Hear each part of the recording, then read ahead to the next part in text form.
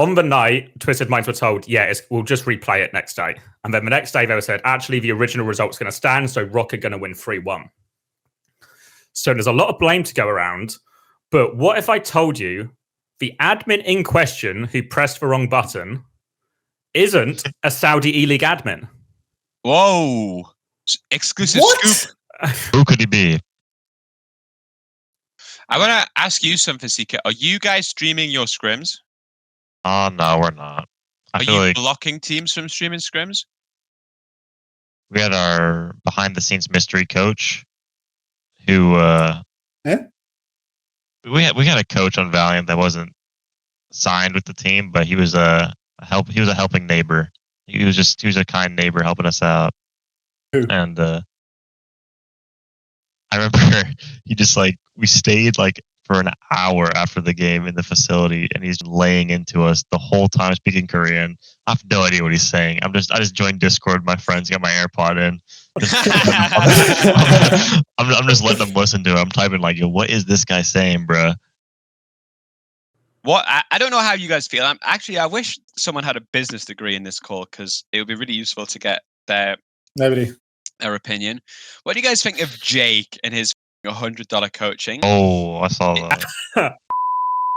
Hello, everyone. Welcome to episode 15 of Uncoachable. Now, in Overwatch League, lots of people have bad seasons, bad starts, but not everyone's able to bounce back. Maybe Haddy and Spark are a few of the rare examples, but our guest today is another example of a person who had a pretty rubbish start in Overwatch League, but came back to win the hearts of everyone. And as we enter this new era of OWCS, and all those pesky Koreans have been relegated back to their own country, he's become one of the premier hit scan options in all of North America. So today we're joined by Sika. Welcome, Sika. And we can maybe start right there. Now we've got rid of all those Koreans, have you just been flooded with contract opportunities? Have people just been coming and throwing bags of money at your door? God, I wish. I mean, I think I've gotten more attention now, but not fucking money been thrown at me. So where are we at right now?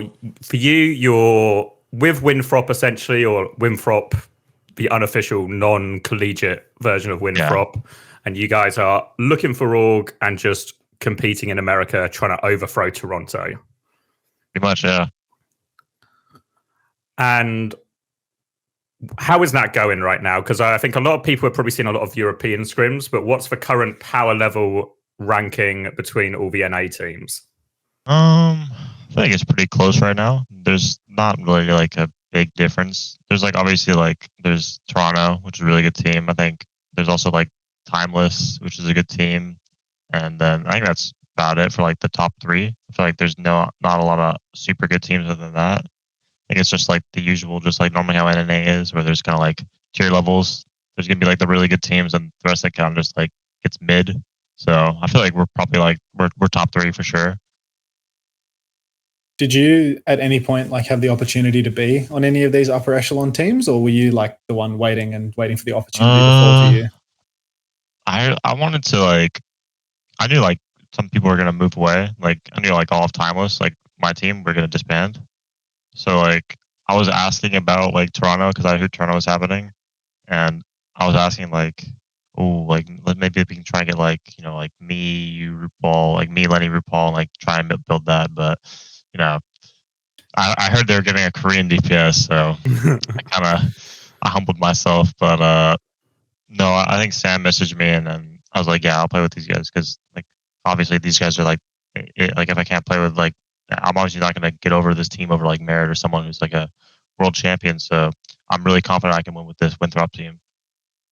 Yeah, I mean, I thought I heard a little bit of a hissing sound in the background when you was telling the story about RuPaul and Vega there.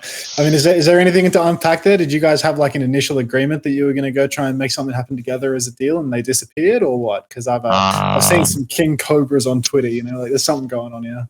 I mean, Vega, him. He's just a snake, always, just trying to move between teams left and right. I can't stay anywhere. But I didn't have any ties with me and RuPaul weren't gonna go somewhere directly. We always I really wanted to play with him because I love playing with Paul. I think he's one of my favorite teammates to play with. But we weren't locked into anything. So obviously I think everybody just went where it was best for them. So I don't really mind where they went. I think they're doing what's okay. And with this other core, like the Timeless core, is that the type of team that you'd have like? I mean, I guess it was Wisp before, depending on how you think of the team. But did you have any interest in playing with those guys, or is that more of like a unique friend group where it's like people aren't really coming and going from that roster? Because it seems like there's lots of roster instability in NA right now. Like people come and go, and everyone's fucking shuffling around, and then there's just Timeless or Wisp or whatever you want to call them, and they're just rock solid. I feel like they're really like locked in. Like that core is never changing. Like I think they're like they're kind of like London. They don't change their core. They stay the same. I think it really works for them because they have really good teamwork together and they've been playing together for a long time. So I think the only people like they're integrating are like these Koreans they just randomly become friends with that just seem to find their way onto the team. Like they're chill, like they're nice guys. But I feel like those are like the only new faces we see coming onto like Wisp and Timeless. Do you think then this new system is actually better for a lot of American players compared to, say, in the hypothetical world it was just an Overwatch League Season 7? Do you think this has actually provided more opportunities for more players in North America compared to if we were just doing a repeat of last year? I think so. I think it's easier for Tier 2 players to get noticed because it's all one big like tournament now instead of like being kind of cut off from Tier 1. I think it like makes it so there's also like more teams are possible, like more different teams are possible where you can kind of like play with your friends and not everything has to do with the org buying these players and putting these players on the teams. They kind of like teams get to be where they want to, like the players get to be where they want to be and like play on teams they want to play with. So I think it's better for the players. Yeah, I mean, I feel like a team like this new Timeless one in the Overwatch League system, they were either not going to get picked up, or if they got any of those players got picked up, it would be as individuals to like one of the lower teams where they probably have a shitty contract in a shitty year. Whereas like that team realistically can give themselves a really good chance to qualify for LANs now and compete at all these, like I don't know if it's like a guaranteed top 3 for that team because I feel like the odds are like Toronto makes it, I feel like your team makes it. And then there has to be like a Hawk team, right? Like somewhere, like I mean, I don't know. You guys maybe know more than me, but I feel like there's like one more team that needs to come out and make sense. But like this Timeless team, we scrimmed them. They seem pretty decent. Like in a right meta with a few things go their way, they could 100% make these lands. I think. I agree. I think that it pretty much makes it so they can like actually participate in like top 3 and stuff like that instead of being just cut off or like individually picked off. Yeah. Yeah, I'm not so sure about like the existence of a Hawk team at this point. I feel like it should have happened by now if it was going to come through and like form the super team that people are hoping for. But it's like you can see all the talents getting like picked away one by one onto these rosters. So like at this stage, if Hawk was to sign up for a team, like what players are left in North America to make it work? And then the idea of like importing without an org, I mean, I feel like it just doesn't work. It's really difficult. Like there are teams that are doing importing in NA, but they're basically importing like the bargain bin Korean players that can't get a team in OWCS Korea. So it's like already, if they couldn't make it in like the top 6, top 8 of the Korean scene, then like they probably don't have like the strongest position in NA either, to be honest. Like when your premier imports are like Opener and Top Dragon, I feel like you're probably not looking at like the best of the best. So even if Hawk can put together a team at this point, I'm kind of skeptical as to whether it's going to be like that top 3 super team that you say, there's got to be a Hawk team that forms and just wins. But I don't really believe in that at all anymore because I feel like Winthrop and Wisp and Timeless rather are both like quite solid. I think Timeless is like, if anything, a bit underrated in the way that we talk about it because like they're actually quite solid at this point. I would have thought like looking at the Overwatch League system, these guys aren't that great, right? Like but now I look at it like post Overwatch League and like see how teams are performing, and it's like Wisp's actually like pretty much top of NA, like top, actually like genuinely super competitive. Maybe Seeker's shitting on them in scrims. Who knows? Like he'd have better insights. They're a good team. Okay, a little pocket rocket, fucking running circles around you. Hey man, like I'm catching up. All I can say, he's next up, bro. He's next up. Yeah. Well, the sort of missing person here in all of this is because Spectra left Poker Face. Yeah, I was thinking that. I thought it made so much sense. Where does he go? Because Probe left as well, so there's even a weird situation. If you get Hawk, Spectra, and Probe, suddenly that front 3 looks pretty competitive. I don't know what you do for supports really, There's but like no supports. But it at least seems like you've got at least a few more key pieces to work around, and you can maybe just try and patch for gaps as best as possible. But like a Spectra Hawk team suddenly starts to look super competitive in terms of getting us that top 3 for North America. think the problem is you're importing those roles. You know, like if you've got Spectra and Probe, then who the fuck are your supports at this point? You know, like you need to be poaching from the team that is held together by the power of friendship already. Good luck poaching from Wisp at this point or from Timeless at this point. They might even be contracted. I would assume if they're signing with Timeless, right? So it might be at the point where you can't even poach them because they're contracted now. So like you're literally playing with Mickey Mouse and Donald Duck for supports. Like it doesn't matter if you have Spectra on side. Like you've just got like actual Looney Tunes characters for supports if you get outside of that like top 3, top 4 contracted players list. I guess nothing but respect to NA though. The other, I guess, North American team that's worth mentioning is the sort of Gunba team that he sort of talked about or alluded to, one of Gunba's 85 teams he's working on currently. I don't know if they have an official name, but it's the PG and Top Dragon team, right? Lep, Renko, Infected, and Mirror. Yeah, we actually scrimmed them today. Yeah, same. How were they? Good? Bad?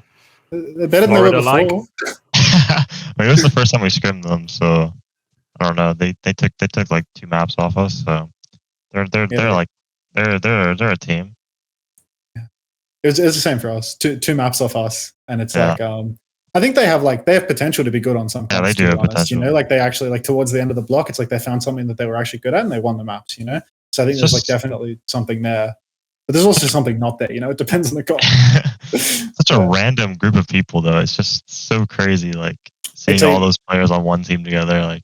It's a classic Gunba team where, you know, he just like slowly cycles through the entire scene, like filter feeding players until eventually he comes out with something decent. It was like every time we've scrimmed that team, it's like we absolutely shit stomped them like 2 weeks ago, but it wasn't that team. It was a bunch of different players.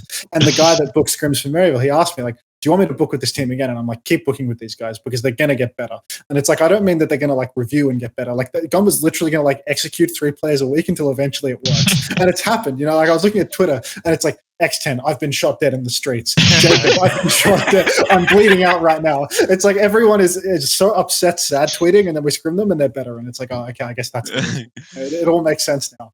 But like, Gunba's really good at building teams by having no emotional sensitivity whatsoever and just constantly doing wrong by the people to put the effort in until eventually it works out for him. So like, big up.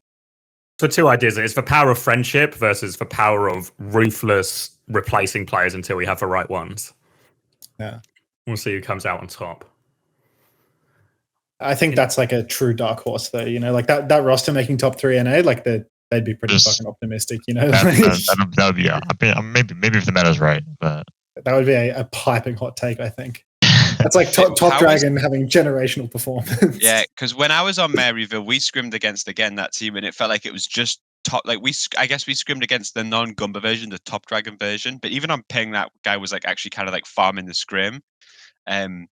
So is he still good when you scrimmed him, or I think we might have been on East. Like I didn't look at the server, so like nobody asked. So I think he's good. So like, we were on. He's no Pelican, bro. Like he's not special like that. You is know? he just like? Is he still just like a Genji guy? He's getting a bit of Echo Tracer in. Yeah. All right.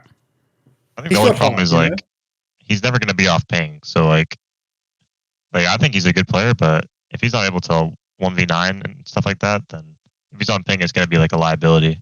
Like he's going to be on like 200 ping. Like at that point, you can't even play him because it's going to be unplayable, and then you have to play with your other support or DPS player. How does the server selection work for NA? Because I know in EU we're just locked to Netherlands no matter who is playing, which is maybe good for those that have Americans and not good for those who have Saudi Arabians. But do you know? I think I saw the rules. It's locked to Central, which is essentially. I have no idea, to be honest. Okay. Yeah, wait, the Koreans want West, right? If they can. Yeah, West. Okay. Yeah, I think the Koreans are just like perma disadvantaged by that rule. If I saw that correctly in the Discord, it's just like every single match has to be played on Central. There is no like flexibility with it. Well, it's because it's FaceIT system, right? Because they set up the lobby and invite you themselves. Like, there's no way to fucking edit anything. Apparently, like from those who've played these little FaceIT tournaments online, apparently it's like really scuffed too. There's no pause if someone DCs. Apparently, like the game doesn't have that because there's no human lobby lead, you know, like it's all done by a machine.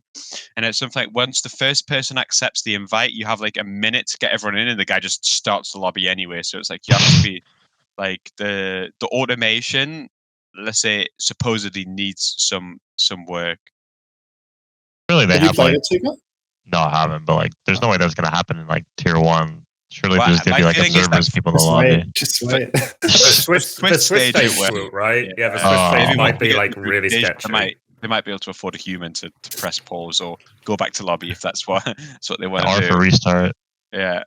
This is exciting though if you're just like a team of plat or diamonds, because you can actually just beat these top teams through punctuality. If you're just there on time when you start, you can get like a huge lead to play with.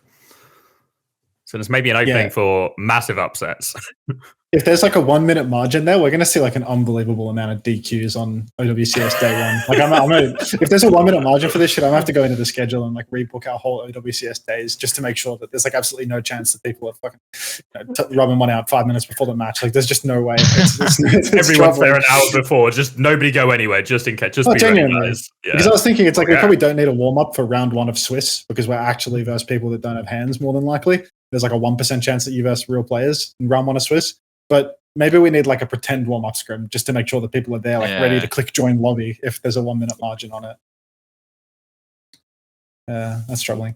I mean, they might add like, vote pause features and stuff to the game in like 3 or 4 years. They've got like 9 months in the dev timeline for the little PNG icon of your rank in the bottom left, and then once they've done that, I mean, the sky's the limit. I'm surprised they just didn't do what like the scrim codes and what the Overwatch League broadcast has, where it's just if someone DCs, it just auto pauses, and then just add a little clause in which when that person joins back, it auto unpauses. You'd still rather have a ready check, I suppose, but I don't know. I understand why they can't have lobby leads for all the games, and maybe this like system makes it easier for Blizzard because like you don't have to rely on people auto reporting, oh, we won 3-1. No, they didn't. We won 3-1. They're fucking scamming us. And then someone has to look at it. The machine says, no, this team won. But I'm almost certain one big team is going to get a loss due to some of this shit, unless they've updated it since it started like 2 weeks ago. But isn't the point of outsourcing something like this to a company like FaceIT that they're the sort of company that can exactly deal with these big Swiss systems where they maybe have to deal with like loads of games happening at the same time, and maybe we do have to resolve some random conflicts between Bobby Nobody and John No One or something about who won their game. I feel like that's kind of exactly what you would hire a company like FaceIT to do, in theory. Yeah, but I suppose also the other games FaceIT do, like CSGO, it will also be automated, right? Like FaceIT has like an inbuilt client for CSGO. So maybe this is just one of those things where FaceIT said, hey, listen, we have this system, let us put it in. And Blizzard were like, okay, we'll see what happens. And then they just need to like figure out the logistics. I mean, I guess one thing that's true for No, you go. I was going to say, one thing that's true for CS as well is it's way more accessible in terms of you can just have loads of custom commands that completely control and dictate how a lobby works because it's all open access compared to Overwatch. So maybe that's the sort of thing that will get better over time, and this first one will just be the rough one. But yeah, I think they're like kind of low key, high key at the mercy of the devs to make it work properly because there's no like vote pausing system or anything like that. Yeah, and I don't think the workshop functionality is good enough. And like you say like it's because they have systems in place. Like with CS, it's completely different because like the console commands are so accessible and you can put so much in the game. Whereas like with this, it's like super closed off. I mean, like FaceIT probably got the deal by bidding lower than whoever else was in competition. I don't even know how many, like, are there any other tournament organizers left in the world? Because ESL and FaceIT are the same thing now.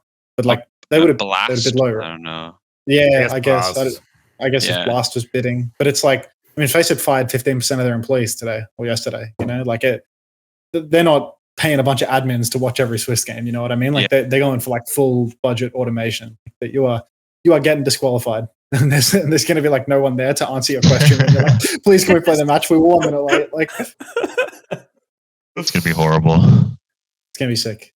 OWCS is going to be awesome. It's the future. Future. Pour some water. I'm not going to pour the water. Change your heart. Why don't you rustle for fucking paper again, mate? Ooh. My webcam fell off. Subscribe to our Patreon, guys. Our Patreon, subscribe to it. Thank you, guys. See you next week. Yeah, perfect. Ad read done. Dude, I don't know how to clip this thing back on.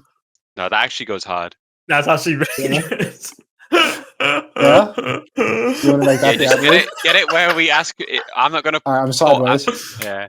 Say, not Going to pour the bottle of water into the paper rustle, into all of that, into subscribe to Patreon. I think it's a banger. Yeah, it's actually a class advert. Yeah.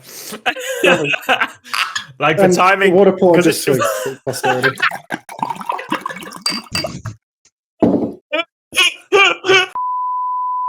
So the only other news that really came out of North America, I don't really know if it's classes as news technically, but friend of a podcast, Amir, was tweeting out, and good news for you, Seeker. Amir has an org, you know. So if you're a top 5 NACS team, that was the cutoff, and you're looking for an org, Amir might have something for you. I'm messaging him right now. I'm in his DMs right now. Get on that. I need to get this org. I had loads of random people message me when we set up our team and be like, yo, I have an org, how much are you looking for? And they were probably expected to be like $100 a month, you know? That's like what their fucking budget for an org was. And I'm like, yeah, can you give us like a couple of grand a month? Nah, just get donor awards. But I had people who like you would have like, it's possible that these guys have an org, you know? It's like a random like tier 4 manager who somehow has the scoop for an org. Like they've got the contract like above everybody else. But I had loads of it. Go on. I said I had one as well where it's again just random person, never heard of it. It was like, I've got an org, do you want to build like an NA project? And I was like, oh, I don't know, I'm really sort of looking for like close to a full-time income. And he was like, that's no problem. $2,000 a month, no problem. And I was like, well, are you sure? I asked him about sponsors and he was like, don't worry about the sponsors. We've got sponsors, but don't worry about them. I can't tell you about them right now. And I was like, but now it just sounds really scammy, doesn't it? I feel like I don't want to sign in for anything now. And it's like, there's so much of that going around. There was this team that was like trialing all these OWL players, telling them that they'll get paid, but they have to win to get paid, and the way they get paid is through prize money. So I like that. I like that actually. It's a new kind of market, you know. We were trying to business who's telling them that. Oh, the org also takes prize money. Like, just that's insane. Actually, if you don't offer like $2,000 a month for salary, fuck off taking a single like prize pool split. You know, like it doesn't make sense. Yeah, I mean, I feel like that's kind of the problem for like the org side too. You know, like the orgs that are getting involved now, they have to be speculating. You know, because people have like run the numbers on like how much money you're going to get back in prize money. And it's like, oh, well, if we don't know that we're going to get this much back in prize money, like where's our return for Overwatch still? You know, like it's gone to open circuit, but you know, the game still doesn't have the greatest history of like producing revenue for the teams involved. You know, if they started gassing up like, oh, we're going to do like the equivalent of a champions bundle for the OWCS teams or whatever, you might start seeing people get involved, you know, because it's like if they're selling skins in game that go back to the teams and the players and stuff, then people would be like, oh shit, a real return on investment. But if your return on investment is like, you know, as an organization, you can take 30% of the 30K prize pool that they can win twice a year. It's like, oh shit, maybe I won't give these guys like 40K a year as a team. Like maybe that doesn't check anymore. Well, what a lot of other games have when they have this open circuit is they have just loads of tournaments. If you go play Counter-Strike instead, what you'll find is there's all the big major events, which are the ones that everyone has eyes on. But if you're like a tier 2 or tier 3, so you could be like a top 20, 30 team of the world, there's a load of smaller tournaments you can just go to that the big boys won't be at, and you can just go win $5,000, $10,000, or like farm this like mini circuit below it. But because we're still, even though we're now an open circuit, we're still a one system game. It's still all in the same thing. So whatever Blizzard decides for prize money becomes the entire potential budget for a team for a year in terms of prize money winnings. I feel as if that's kind of what like collegiate and Saudi eLeagues were both like for different people, you know? Like there were some people that were, you know, like they were at the professional level and they went into collegiate and they were kind of just like smurfing in there, farming up the tournaments all throughout the year while getting like a little bit of money from the school plus education. You got other people like Kellex where they went over to like the Mickey Mouse Saudi eLeagues and they were just farming there like really hard for like I want to say almost like 2 years, where it's like, you know, he's so like subprime for Overwatch League, but just the best in Saudi eLeagues by like a country mile. But now, because everything's kind of like merged together, these like the Mickey Mouse tournaments don't exist anymore. You know, everyone's competing in everything, except for Saudi leagues where you have to have, you know, bloody 60% of your starting roster Saudi in order to compete. That's the only one that's like artificially making it restricted like that. But you know, like even this team that Seeker's on, you know, that's Winthrop. That's a college. Like they're double dipping already. Yeah, it's also really easy because fucking if an org wants us, like half of them are everybody is pretty much living together, so. Don't have to worry about like living expenses or anything like that. Why don't you go on to Winthrop? I don't like school, bro. Oh, you don't That's like actually learning? fair. Oh, That's I fair. You don't don't. get a business degree like me? I was gonna get a business degree when I was gonna go to school, but I Awesome. got picked up to Boston before I even got to Wow. graduate high school. Thank you, Mr. President. Thank you. Thank you. Okay. Was there any other American news before we move on? Presumably Okay. tons of American news, but not Overwatch American news. We could get into the some election discussion if you guys fancy it. Now, to try and keep this podcast under 5 hours, I'm not going to set you off on any political topics today. Okay, That's my fair main enough. goal. So, European-wise, there's probably significantly less news. I think the news is to come this week. I think both Peps and EXO are going to confirm their rosters this week. And then maybe the only other bit of news is that Redbirds are going to compete in Europe while still being in college in America. A shit show that's gonna be. Just all playing from NA. That's fucking insane. That's gonna be like so tilting. Like figuring like because they got to go to school, they got to do like it's gonna be so hard for them with like schedules and stuff. Yeah. I mean, they're just taking the piss with the residency rules, aren't they? Like, you don't count as a resident when you're like studying as a college student in the country. If you're cuffer, you don't count as a resident anywhere. Like you're not included in the circuit. You know, like I think it would be less difficult for them if cuffer could be a non-resident or something. You know, I think they could make it work if cuffer could just be American or just be European. But instead, he's just nothing. Cuffer is genuinely like a guaranteed import slot no matter where he plays. So they have to fuck their team for him.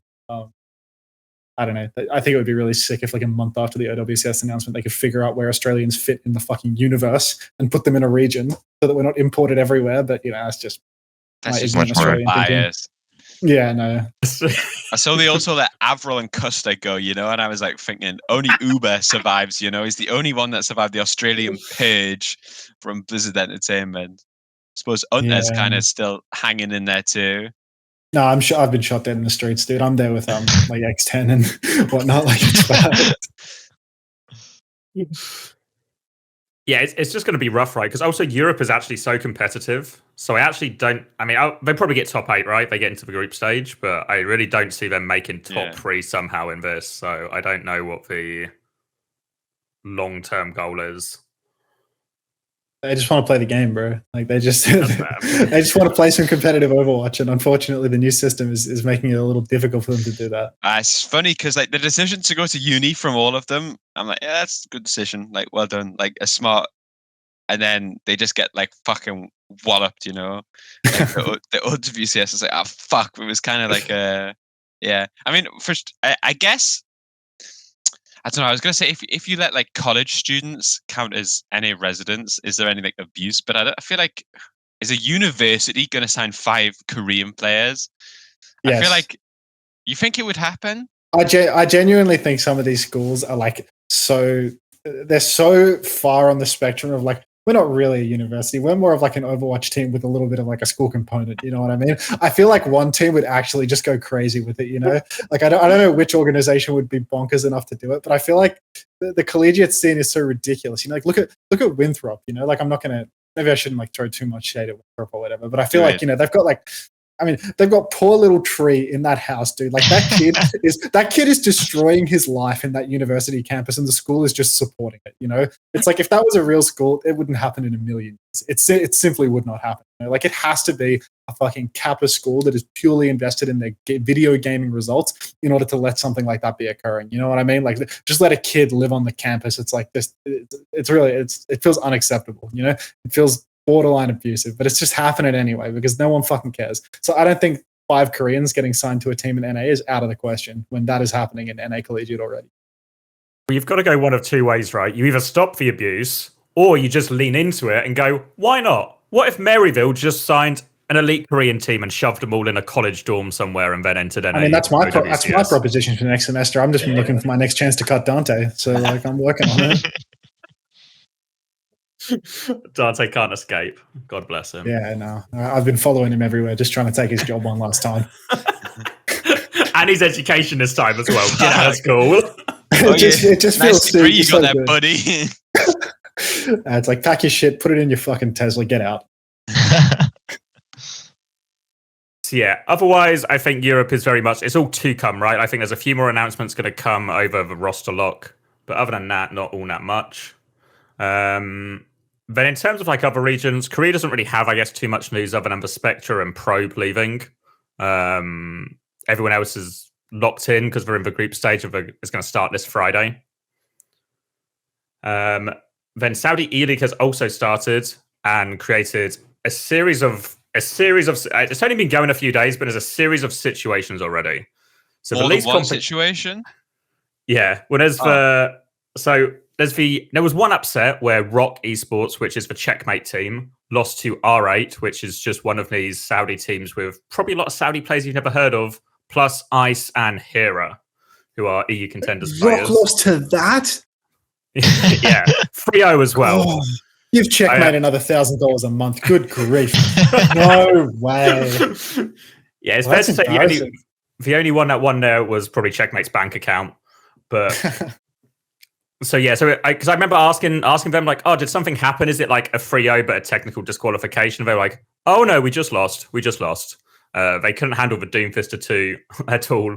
Ice just carried them. And then elsewhere, Jimmy, we talk about maybe the lone Cuffer as the lone Australian player trying to make his way in the world. There's also a lone Chinese player trying to make his way in the world in the form of Jimmy. Poor Jimmy is on Miraculous, who are again in this category of like smaller Saudi orgs. They've got 2 imports. They have Erikek, one of Chris's favorite players, and Jimmy, who obviously everyone will know from Overwatch League. But the problem is the Saudi eLeague have changed their rules slightly. So last year, you could have actually as many people on the roster as you want, but you can only field 2 non-Saudi players at the same time. Now, you're only allowed 2 non-Saudi players on your submitted roster. So even a team like Twisted Minds, who have 3 European supports, have only submitted Slay and Kellex for this reason. The Vicious, however, submitted 3 players. They submitted Erikek, Jimmy, and a guy called Turkey, who is from Kuwait. So maybe not one of the more popular regions you go to import players from. But yeah, a lot of talent in the Kuwait region. Turkey. Get out of here. A guy called Turkey but from Kuwait. Yeah. Nah. Not it. So what happened is the Vicious had been scrimming, obviously, just with Jimmy and Erikek and doing quite competitive within the other teams. And then it gets to the day and they're told, well, no, you're not allowed 3 players. So then they go, well, okay, just Jimmy and Erikek are the 2 players we want then, obviously, the ones we've been playing with the whole time. And then Saudi eLeague say no. It's just the order they were registered in. And unfortunately, the order they were registered in was Erikek, Turkey, Jimmy last. So Jimmy missed the cutoff deadline. So any way they can like flip that around, like Arabic reads in the opposite direction, right? So maybe they read the list the other way and figure it out. That would be like an insane, like technical. I mean, if they're pulling you up on the order you fucking wrote it, like, come on, like, get out of here. Yeah, it seems like I think it's the order of a contract signing. So, but yeah, fucking Turkey, man. Classic Turk. So there's a lot of blame to go around. So I think there's probably an argument that the admins could have just been reasonable and said, well, which 2 of the 3? You can only have 2. Which 2 do you want? Seems like a reasonable thing to say when you submit a roster. Like, this roster submission is wrong. Which is the correct one? But it's also possible. Now, actually, Twisted Minds knew about this problem ages ago. And that's part of the reason it was possible, like, that they changed the roster from when they had Hadi on it, and they've only registered Kellex and Slay. Twisted Minds have built the roster with this new rule in mind. But Vicious seem to have not got the memo, and Jimmy is the person who finds out an hour before their first game. You thought you could play Overwatch this year? Back to China with you. Well, this is a real thing in the Saudi eLeague's community, though, where it's like Twisted Minds for sure has like some sort of like little kind of like cheeky advantage because it's like everyone loves Twisted Minds, you know? It's like that's the World Cup roster. It's like all the most popular players in the scene. Like if someone knows something, it's them. Always first. Like they are so close with all the people involved in organization of tournaments and stuff like that. Like if information was ever to leak out about format or map pool or anything like that, I feel like, you know, someone at Twisted Minds would be the first to know. And they just be like, yeah, we'll keep that to ourselves. Like, fuck it. Like we're going to practice the right maps. Forget the rest. I think from what I understand, the org, as in Vicious, did know, and they said they were going to remove Turkey from the roster, and then they didn't. Forgot. Just forgot. Okay. Just whoops. Yeah. Whoops. And yeah. So I'd rather have Turkey on my team, to be honest. That's actually fair. You take Turkey from Kuwait over Jimmy? Get him to Winthrop. Get him out there. Yeah, he can share a ring with Tree. We could just. I've put heard him a in few Tree's rumors room. it's happening, actually. This might be an Uncoachable exclusive. Not again. So everyone would think that would be enough drama for the first few days of Saudi eLeague, but unfortunately, it escalated. And I don't think I've told you guys this yet, but there's more to this story than we initially heard. So Keep it secrets. originally what happened is there was Twisted Minds versus Rock Esports in the sort of phase 1 group stage, which is, the big game everyone's waiting for, and these teams are going to duke it out all year. And then it's 1-1. Both teams have won a map. It's competitive. Twisted Minds are playing Doomfist. They've been South Korea pilled after their boot camp. And then we get to map 3. Rock win the first point. Everything's going well. We have to restart a couple of times because Izyaki's always DCing. Don't know why, but okay. We finally get a bit of a playthrough. And then we get to second point, and there's a pause. Lubda's mouse needed recharging. Can happen. Pause for a few minutes, get Lubda's mouse recharging. Okay. Then we press. Everyone says R in chat. Both teams R. Then the admin misinterprets R, which obviously lots of people will know as ready to mean restart, and restarts the map. Classic. Take the piss for But wait, so then we go into essentially an hour-long debate about how to fairly restart the map. So the contention is Rock had first point, cool, no problem, they'd already won that. Second point was 99% to Twisted Minds, 62% to Rock, but Rock had control of point. But Twisted Minds had 4 ults on the retake. It was only checkmate pulse bomb. So originally, I spoke to KSA yesterday, and he was told, the admins originally said, let's just restart the map, 0-0, we'll just go again. And Twisted Minds said yes. But then this proposition wasn't accepted on the other side of things. So then they said, well, Rock should have first point because they capped first. And they said, well, if Rock have first point, then we should have second point because we were like one fight away and we had ult advantage. I can sort of, they were definitely favored in that fight, but it's not a lock, right? And I think there's a good argument that, wow, Twisted Mind shouldn't be punished because it wasn't their mistake. Rock shouldn't be punished because it's their mistake. Then for whatever reason, this argument goes back and forth, back and forth. It's honestly maybe it's over an hour and this is going back and forth. The game is still paused. Over an hour coming back and forth, and then we finally get going again. Don't know what the admin decision is at this point. And then we let Rock have first point. And then Twisted Minds just stay in spawn. It's a protest. It's a fucking sit-in. And Twisted Minds are protesting the admin decision and letting the map go. So then this plays out in a very long, dragged-out way. Twisted Minds are essentially throwing the series out of protest. And then it ends. That's the end of Saudi eLeague for the day. And then it goes away. And eventually, at some point, a replay is agreed. They'll just replay the entire series or replay the series from map 3 onwards. We'll just start again. And then that was changed. So on the night, Twisted Minds were told, we'll just replay it next day. And then the next day, they were said, actually, the original result's going to stand, so Rock are going to win 3-1. So there's a lot of blame to go around. But what if I told you the admin in question who pressed the wrong button isn't a Saudi eLeague admin? Whoa. Exclusive scoop. Who could he be? What if I told you he was just some 13 or 14-year-old kid who the co-streamers got to spectate the game to help them out? Because there was originally no broadcast for this. So a couple of the Saudi analysts were like, we'll put on a co-stream. They got this kid to help him out. And the kid wasn't meant to be running lobby because he's not a Saudi eLeague admin. He's just a 13, 14-year-old kid. So when you're watching the co-stream, and obviously you're watching it from essentially the admin's point of view, and you get to see the sort of moment in real time, the reason he's so unsure and confused is because he's a kid who's not run lobby before. He shouldn't be running lobby. It's the rule book. I think the rule book is the teams are meant to run lobby in this situation. So this poor kid finds himself in the middle of all of this, being pressured, and RR doesn't understand it, and guy presses the wrong button. So obviously a lot of people were maybe like, this admin's, he's Yeah, I was going to go in I'm on his side. I'm on his side. Yeah, because he's not an admin. He's just a kid. Of the week, everything that the idea that if a team just types like even if they type the word restart, like the admin would just go, yeah, okay, fair enough. Like that's something like the players can like request. But now that we got this inside scoop, that's even funnier actually. To be honest with you. So what was the actual like final result at the end of all this? 3-1 to Rock. Yeah, the original Rock won, even though nothing was. Yeah, Twisted Minds. Yeah, because map 3 and 4 Twisted didn't like they protested, so they just like didn't. They just threw. They trolled it and spawn. Yeah, and then they thought, maybe we'll get a Rock replay. Actually won the series. Rock being the team that had just lost to Ice on Doomfist. Yeah. So it seems like Ice so the Twisted Minds. So the Twisted Minds boot camp in Korea has led to them losing to Rock. Well, actually, yesterday R8 also lost to Dragon Esports.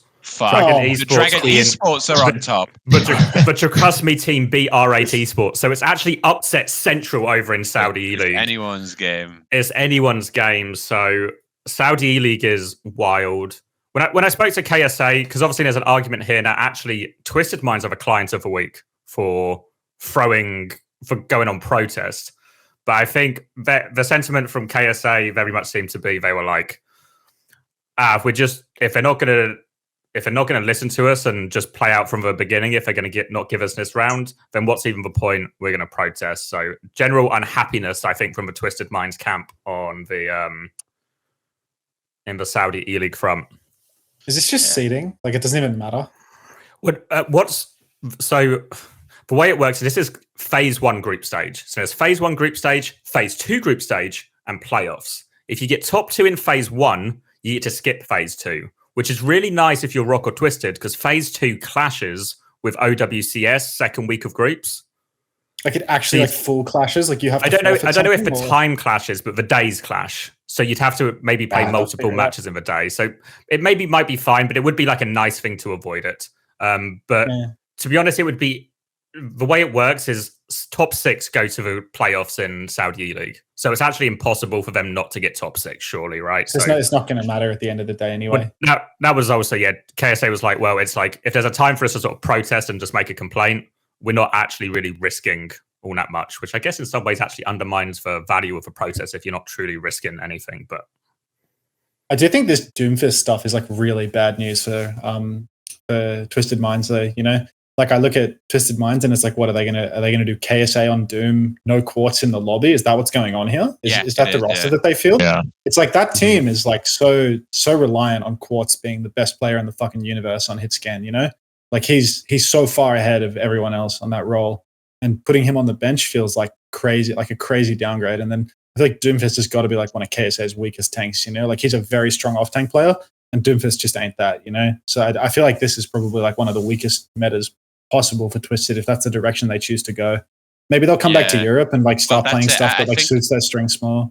We scrimmed them. They weren't bad, to be fair. Like they were pretty good at it, but I was also looking at it and thinking like this is like super beatable for us, you know, like it doesn't I feel like it requires like 1 or 2 swaps and I just have like no doubt that we could beat them.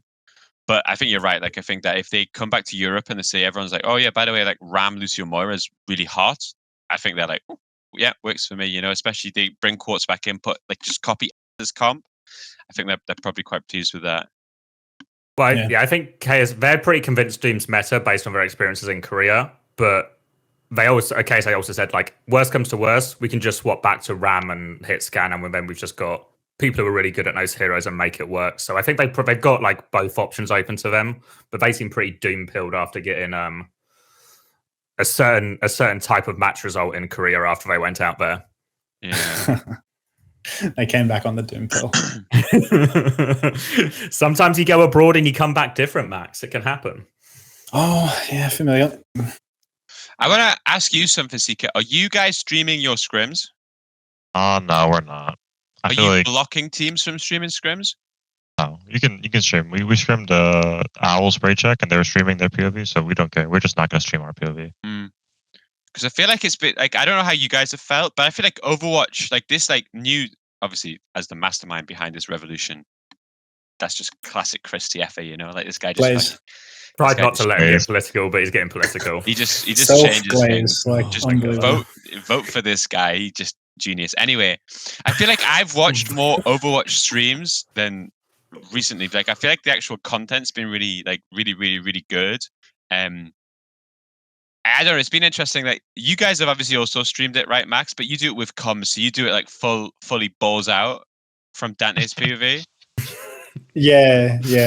And that's just Dante streaming to the like 500 happy little clients in his chat, and as they come in and come like, "What's up with your hair?" Like literally, like not one person engaged in this stream. It's fucked, bro. Like, to say we're streaming the scrims, it's like there's not one human watching those scrims. Yeah. Because I also feel like X now you're doing it, you're hopping on the grind. I think Reinforcer's done 1 or 2, so it's quite good. It feels like this like system is engaging people.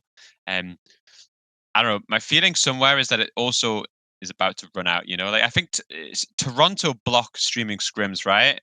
Like I think they deny it. Yeah, probably. I feel like they're really locking down. When I spoke to Kasaurus last, because Kasaurus is flying out there today, maybe. He said when they're all out there, they're going to have a conversation and decide. But the vibe I got was he was kind of hesitant for it. So I think it's very much, if the Toronto players say yes, they'll go ahead with it. But if not, then no. So yeah, I think the problem is, because this is what's happened in Europe, right? Because Twisted Minds and Rock refuse. Once a couple of teams start locking it down, all the other teams start getting more anxious about, now we're actually losing a competitive advantage because ours is out there and theirs isn't out there, and it all gets a little bit like domino-y. Yeah, it's a real shame because it feels like the reason that we stream scrims is to help, like, especially unsponsored teams, like, build a brand. Like, it's like a good of the community thing, you know? Like, it's not this is good for us necessarily. It's like it's a greater good, you know? And it feels like those teams like Toronto and the Saudi Orgs who don't give a fuck because they just have a salary and they don't care about like the rest of the scene, are now in a situation where because they deny it, like, other teams are just going to stop doing it too, you know? Like, I feel like we've already like seen teams go quite insecure with like stopping the comms, which I think on one hand is like, I really like, because we did it too. I really understand it. Like, I think when you stream scrims, you guys know, if no one's watching, there's a vibe that you can do, right? Like, you can drop words which are not tolerated in greater society, you know? It doesn't have to be the super bad words, but like you can have a little bit more fun. You can call each other certain names. And I think the second the cameras are on, I think that like you can't have the same vibe. And I also feel like actually like with comms, that's where you can steal from a team, you know? Like if you hear the way that they're prioritizing like certain ult plans or like certain setups, what they're calling, we had like a real moment of insecurity where we would watch a pep scrim and all of a sudden their Hollywood defense was the same comp as ours. They were using like the same terminology. And I'm not saying like the idea of like calling for cuts is like a London, like we invented that shit, but it also like really makes you double think that fuck, if these guys just like ripped like the way we play this comp completely. So like us and SR, I think SR Spray Check didn't stream comms because I think they've got a few little sensitive flowers on their team who really don't like the streaming scrims. So then like there's this like happy medium, but I also think that like if you're a team like EXO and you allow your streams to be scrimmed, but you see like Twisted Minds refuse, so they get to scrim and you know they get the same quality of scrims without any of the disadvantage. I think it's like a number of days before EU streams are stopped scrims, or scrims are stopped streamed. It's also ramping up to the tournament, right? Which would be, in theory, like those last couple of weeks would be when everyone would cut it anyway, maybe regardless of anything else going on. I feel like there's not much of a point anymore because it's like cutting to normally like the start of the season, so people kind of want to hide stuff now. I feel like. Yeah, I mean, me and Gunba tried to form a coalition, or maybe an axis, you could call it. You know, don't call yourselves an axis. Just political for every other sentence. You guys are right. But I just thought it was a good word, you know. Like, I want to be employable in the future. People are going to search my name, and the word Hitler is going to come up because of you and your axis. Like. We were gonna. What was the opposite of the Axis? The Allies? Is that what? Yeah, allies. Yeah, we're the Allies. We love it. We were like an allies and alliance. And we basically try to get the other teams to be like, well, what do we want to do? How long do we want to stream scrims for? Is our intention to do it forever? Should we start to blacklist the teams that refuse? Because then at least you can kind of say, well, either you join us in terms of streaming scrims, or you just don't get to scrim the good teams, and you guys have to kind of like pick your poison. But it seems like there was quite a few Switzerlands in this political announcement where there was a lot of neutrality. People weren't quite so happy to join the allies. And this overwhelming feeling is that I don't know. I think it's going to stop soon, and then maybe between seasons people do it. But I don't know. I think it's a shame because I feel like viewership is pretty good. I feel like people are pretty interested. I feel like being able to make content out of scrims is something that we should be able to do.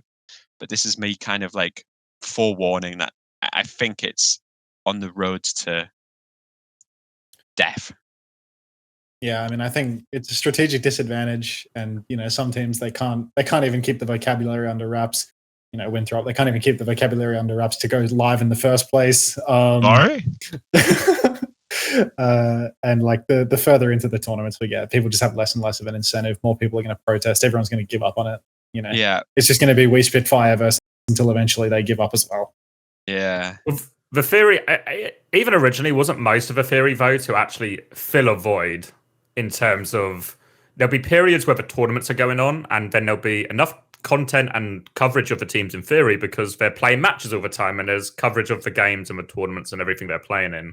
But there'll be periods of the year where there are no tournaments, and we're just waiting for OWCS to start, which is actually then that's the time we need.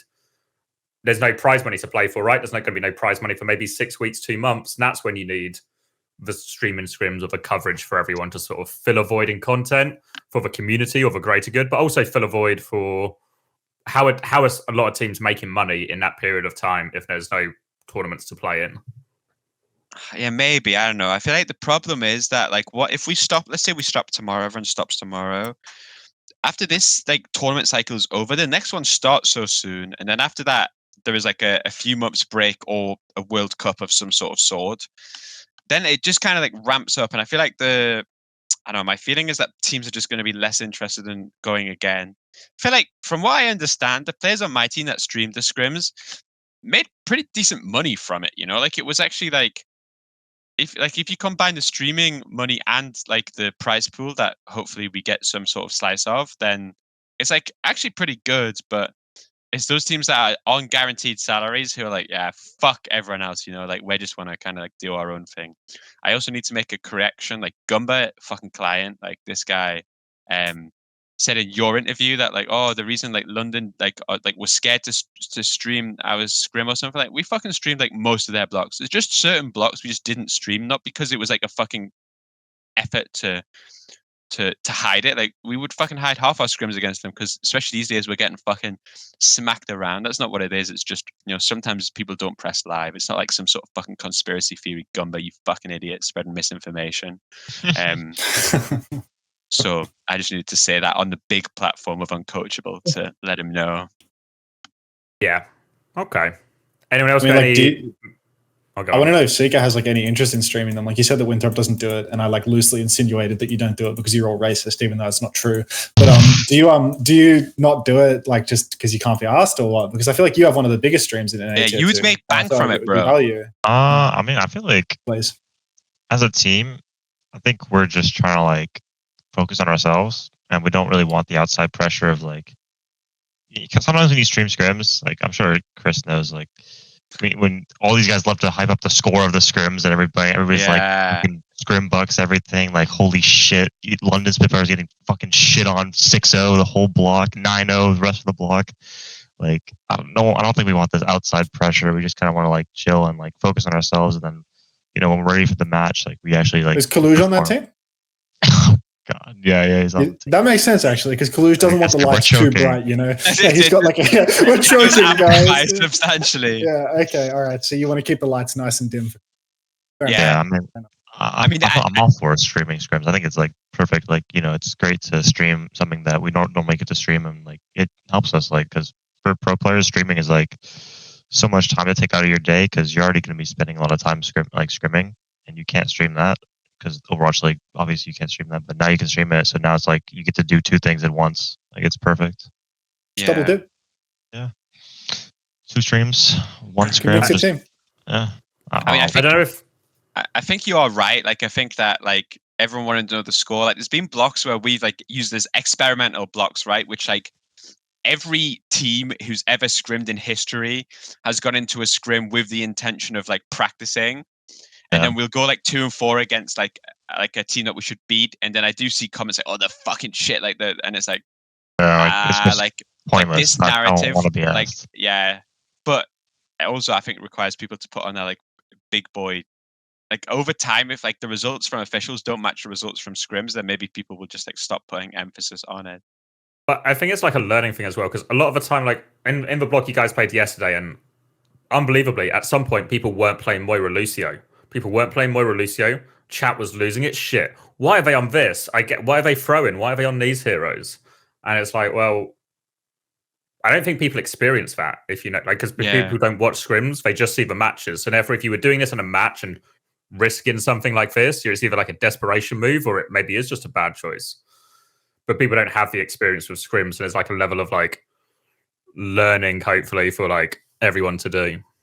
I think you like explicitly have to be a bad streamer to stream scrims, in the sense that like you have to like fully disable chat or whatever. Yeah. Otherwise, you're just like full griefing your team. You know, Yeah, like to have the happy little clients giving their opinions and you're actually reading what they're saying during the scrim. It's like you're fucking trolling, dude. Like I watch those Love Luca TV streams every now and then if I want to see just like some concentrated fucking mental breakdown shit. And it's like that guy is legit explaining to his. He's like tabbing out post-death to type to his chat. It's like, what the fuck is going on here, dude? I don't know how anyone puts up with that. Like, I got nothing but respect for Luca, dude. Like, that guy's fucking grinding 24/7. Like, he puts in so much effort. He's got a lot of heart, but he's also fucking mentally ill, bro. Like, I don't know what the fuck he's doing, you know? Like, he's just typing a chat mid-scrim, having a fucking mental breakdown every 45 minutes. You should check out twitch.tv/Luca, because that stream is over now. fucking It's over. insane. What? I think he's benched from his team, and I don't think he streams scrims anymore. I was talking to him because literally we have in our Discord we have a Luca watch party. We would all fucking get on after scrims and just watch Luca go, and it's just like it's just the best Overwatch content that's ever existed. But I think even that's come to an end now, because you're right. Like like the coach would be saying something after round, and the guy would just be tabbed out, type into his Twitch chat. You know, I feel like most do it good where they just turn it off and then they don't have it. Like I see some of them, like I feel like sometimes I see like Vestola is like type into his chat like between maps and stuff, but they're winning every scrim. So I feel like it's a super streaming scrims pilled, but they're also like dominating everything. So they're just like they're just using it as like a fucking sucking themselves off thing, you know? Like if they're... It's good marketing, isn't it? Yeah. I guarantee if Gunba was losing all the scrims, that it's possible that like some of their like... they would stop streaming scrims too if they were getting stomped. But yeah, I feel like I feel like it's a no-brainer. Like especially like I said, for someone like UCK who is unsalaried at this moment in time, you would actually get like the equivalent of a salary if you could convince the guys that, because you can even mute it now. That's the thing. Like it's socially acceptable to mute it. So even if Kaluja's like doing all of his like M-word dropping, which he seems to do all the time, or whatever Unta was saying earlier, you know, I think that you can get away with it. You just have to make sure that you've actually pressed mute, because that's when things can probably get quite awkward. Yeah, I mean, to be honest, like you're rich. Get your money up, bro. Get your money up. Like you're not scared of the bright lights. You thrive under pressure, dude. Your scrim results will get better under that. I just don't want to put these guys or put myself under like any extra pressure than we need to. Just focus on practicing. Skates will start wobbling even more if he's got the fucking stream on. Like, come on. Nah, I mean, actually, to be fair, 100% it affects gameplay. Like our players are like they know when X is streaming it, and it's like I'm just gonna like play my game, practice as much as I can. Like if I streamed all my Flash Ops games, like literally every scrim for Flash Ops, everything. Like I don't have a problem streaming it, but like I think just for right now, since we're a new team as well, so we're gonna like work out like some problems we have and stuff like that. Like I just want to make sure everybody's like comfortable and we're all just, you know, making sure we're fixing all these mistakes before the matches and just giving ourselves like the best kind of time we can have. We're a real competitor over here.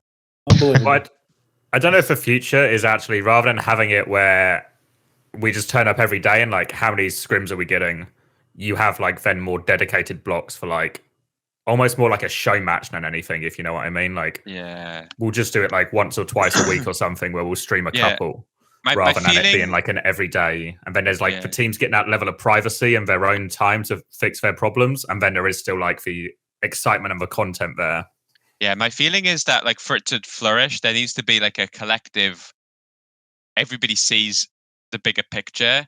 But my feeling is talking to the Overwatch members of the scene, no one sees beyond the small fucking picture, you know? They just see the score and they're like, these guys fucking suck and these guys are the best team ever and this guy should die. Like, that's all they do. I mean, I'm talking even like the actual people within like the teams, you know? Like, I feel like there's like, I just don't see that they think that streaming scrims like helps the scene in the long term, and they can only see past the short term of I mean, we've said it on this podcast before, but this idea that people are going to hide strats is so fucking unbelievably naive. If you think Gunba hasn't got your comps already fucking mapped out before you even know what they are, like you're like beyond fucking. Especially now we're in like, you know, one thing that was true is like the Korean plus like Western gap meant that there was like some ways you could avoid if you had a full Western team. Like no Korean could in theory get your information if you scrim the right team.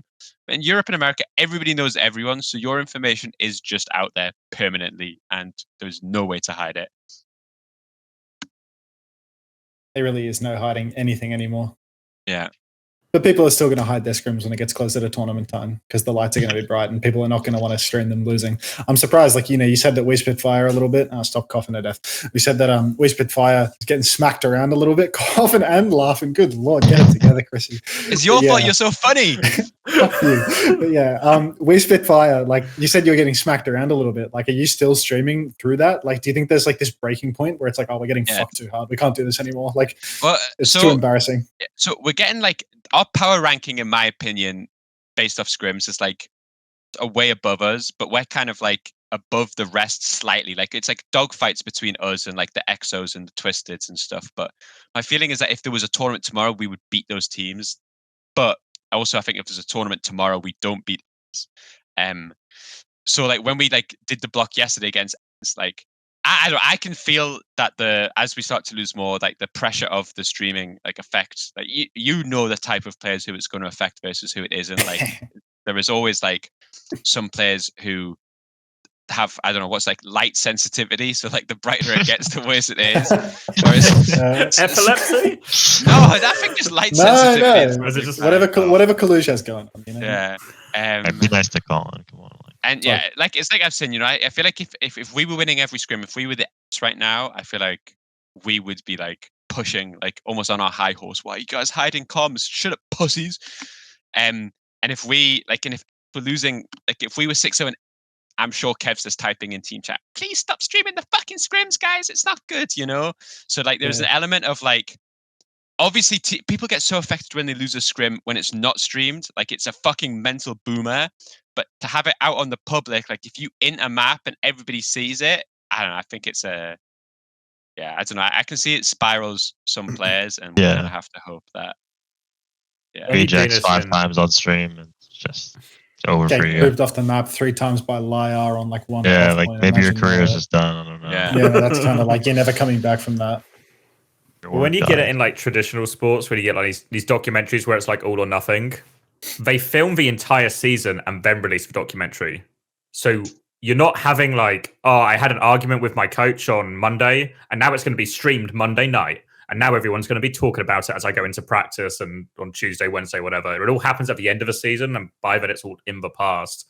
Whereas this is all very live and reactionary, and you lose a scrim, you lose a couple of scrims in a row and everyone suddenly like thinks you're washed, you've got no chance, and it all sort of builds a lot quicker. Yeah, like I had one where we scrimmed EXO on stream, and I think we 6-1 them, like spawn camped them almost every map, and then we had one map at the end where we did something or they did something different and we lost it.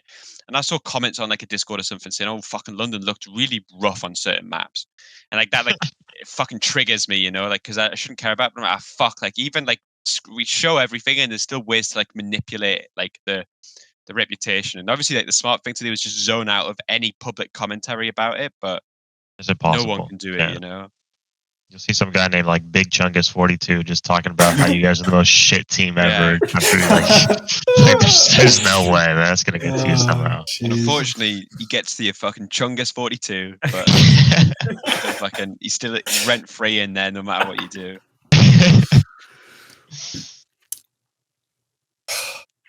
ops, man. Just ops in every Twitch chat all the time. It's like I get Hattie sending me, just random clients in his chat. Like you guys are getting stomped by, and like Kev's just fucking walking on water in a scrim, and someone's typing in Hattie's chat about how incredible it is that Kevster has gotten out of the under-coaching slump. And it's like, what do I have to do with this situation? Like just some actual fucking non-playable character. Like, what is going on here? What did I do to poor Kevin?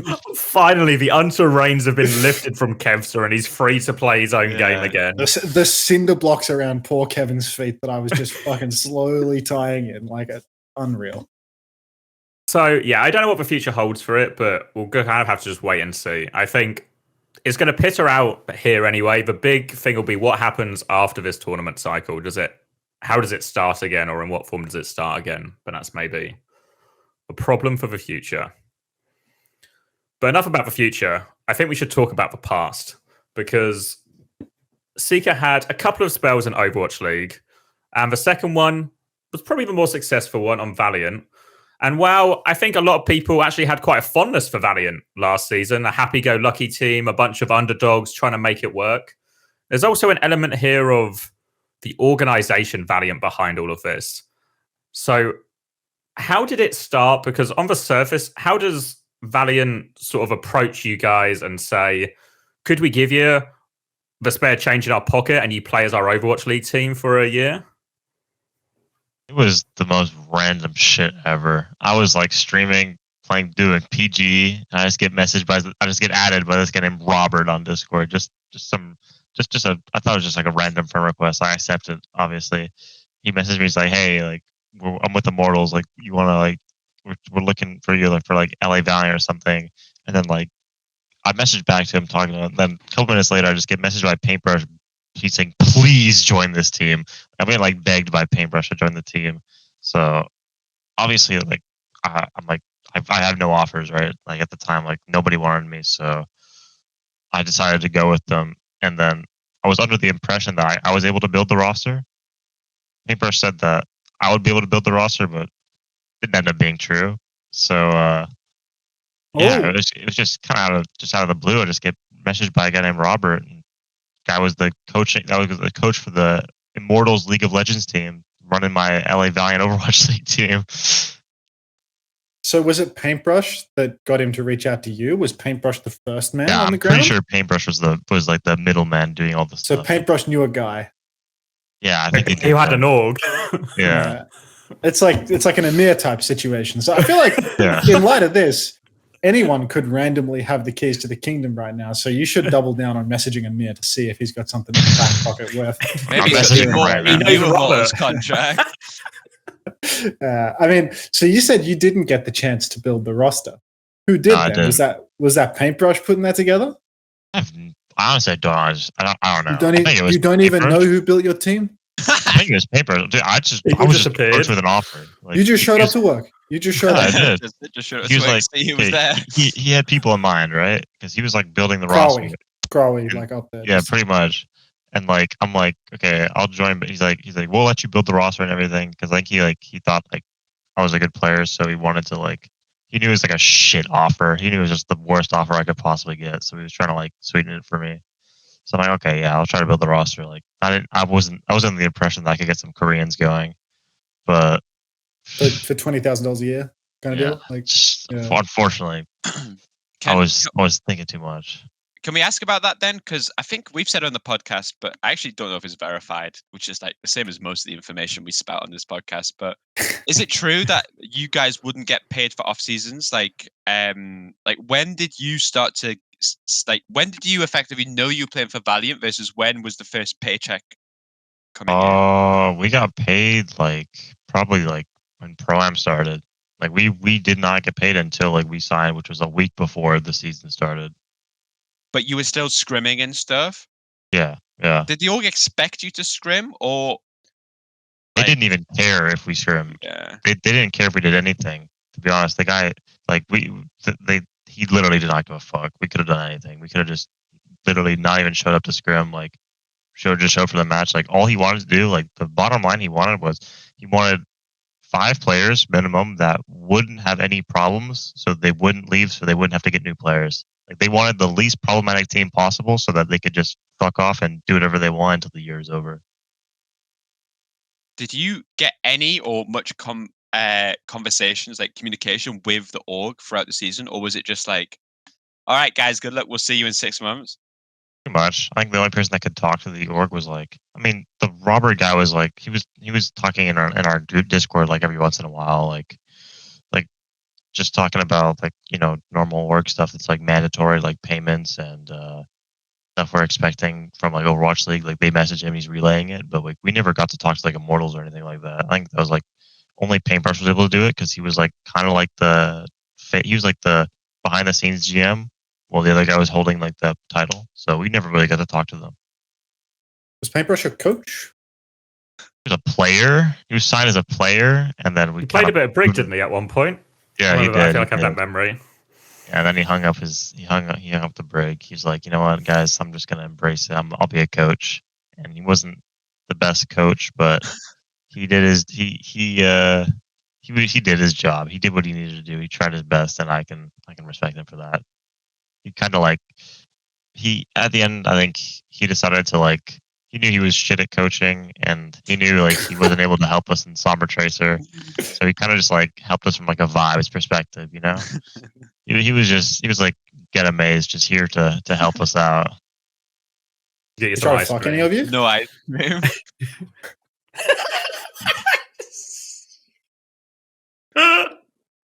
No comments? No comment. Oh, that's amazing. Oh, Nolan, you dirty boy. Unbelievable. Liar, maybe liar. What's the feeling then? Because obviously, so you kind of realize you're sort of out on your own. You're just being left to your own devices. What kind of expectations, or internally in the team, what are your expectations for the team, or how do you guys choose to try and approach the season? Oh, I think we had the best approach to it. We knew we were going to be shit, and we knew that the only people that could change our situation was ourselves. So we're like, we're going to put in as much work as we can individually and try to make something happen out of this team, instead of just kind of crying about it and saying like, no one's going to help us. What are we going to do? We need fucking help. Like, we know no one's going to help us. So we made it ourselves. We made it our job to like do as much as we could. So we actually tried. I think we put a lot of effort in. We scrimmed. We didn't really like, we didn't win a lot scrims, obviously, because we're not that good, but like we still tried every day. We scrimmed, we reviewed, we did everything we could do, and I think it paid off in the end. I actually think that's why we actually were able to get some wins over Vegas, because I feel like we were Anyone else that you beat? maybe They didn't win that series through hard work and effort. They lost that series through the Los Angeles Gladiators, like directly. But yeah, I feel like we actually put in a lot of work that a lot of people don't think we did. I think people just kind of thought we like didn't try at all, but no, we put in work because we knew like we have to. Like we all love the game, we all play Overwatch because we all wanted to be in the Overwatch League, right? We're not just gonna let this shit just kind of fuck us over. We're all gonna try. Who was running your Twitter account? I don't know. I still don't know. Because it's like I don't know. You guys are like the most hyper budget org ever, you know, like $0 invested. And you guys had the expensive Twitter verification for all your players. Like, what is that about?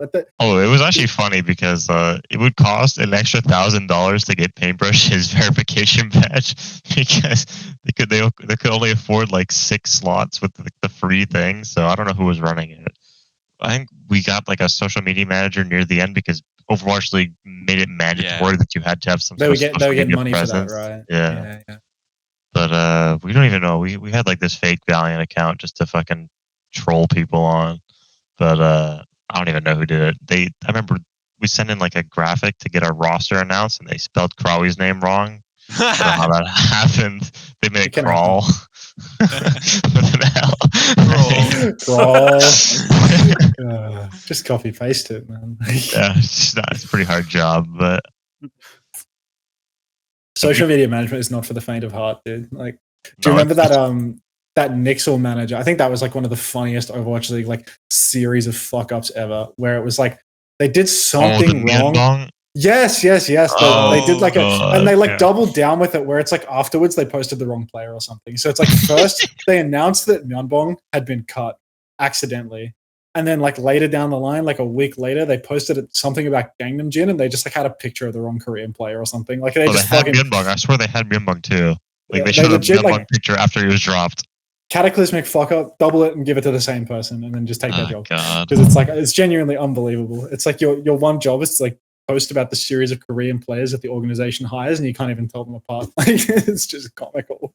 Some social media managers are just fucking freeloading. Like it's not that hard of a job, but some of them don't care at all. Like they don't even put in the effort to like learn about the team or how they're doing. But like I think on Boston, we actually had like good social media managing. Like they actually tried. So I can respect that. On the guard, we had like 45 different people working that job, so it was. Oh yeah, you guys always posted the same dog shit graphic every single time. Just a complete eyesore. Don't say that about Sydney's graphics package, dude. I fuck with Sydney. I mean, I'm sure he's a nice guy, but it's a shit. I was getting sick of the graphics, man.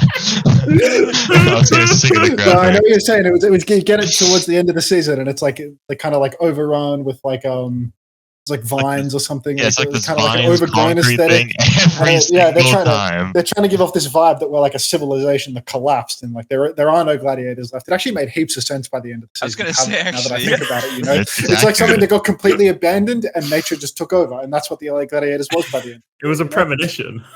It was like 2 employees left in the office plus the Overwatch League team. Yeah, look at it. Even the thank you was done. Like, just not a fan, man. Like, it's all like the graphics are the exact legend. same. They're all the exact same. Well, you know, like to be fair, like pretty much everyone lost their jobs at the start of the year, so there wasn't a lot of resources to go around to make more graphics throughout the year. And no hate to them, of course. And all hate to the org. Just blame the fucking org. Fuck you, cronkies. You know, giving me all that money, dickheads. Like, we've asked a lot of teams about like what their schedule looks like. What does a daily schedule look like for Valiant? Because obviously you guys are all remote, so you have to work around different time zones. Yeah. Different daily schedules. What's a day in the life of a Valiant player? So for a practice day, we normally have like a meeting or like a review like 30 minutes before the scrim. 30 minutes or an hour. We have our like 2 scrims. We never triple blocked. We always had double blocks, or just near the end of the season we didn't even scrim at all. Like when we had our last 2 matches, we didn't care. This guy was trying to say that they weren't giving up. Hard work. Oh, we Once we couldn't make plans, we didn't care because there was no point. That's when we off-rolled against fucking Mayhem. And but yeah, we had like a team meeting, stuff like that. We had review, kind of just hang out with each other, had our first scrim, little break in between the scrim afterwards, our other scrim. And then after that, we're kind of done. Like we show up to work, we do our work, and we leave happy. For match day, it's kind of different. Match days, we had our behind the scenes mystery coach, who we had a coach on Valiant that wasn't signed with the team, but he was a helping neighbor. He was a kind neighbor helping us out. And I think he was announced by the Valiant Twitter. I'm pretty sure they tweeted about him. But he said he didn't want to be announced, so I don't know if I'm gonna. It's already been done. Just say the name. Well, let me check the Twitter first. We'll bleep it in post if it was ain't it true. Faustus? Yeah, it was Faustus. There you go. I got out of him. Oh yeah, they tweeted at him, so I guess it's out. But yeah, it was Faustus. He was helping us. So before match days, he was big on Ted Lasso. He kind of reminds me of Ted Lasso. I like his accent. I like Faustus. He was a cool coach. But he gets to do these Wim Hof breathing exercises. No. Before every match. You're not bathing in ice, bro. Like, get out of here. No. So we do like this like 15-minute, 10-minute video before every match where everybody would deafen in the Discord call, and we'd all like sit there and go through these breathing cycles before every match, just to make sure. Like, I think it actually helped because some players on Valiant it was like their first year now, and they got really nervous.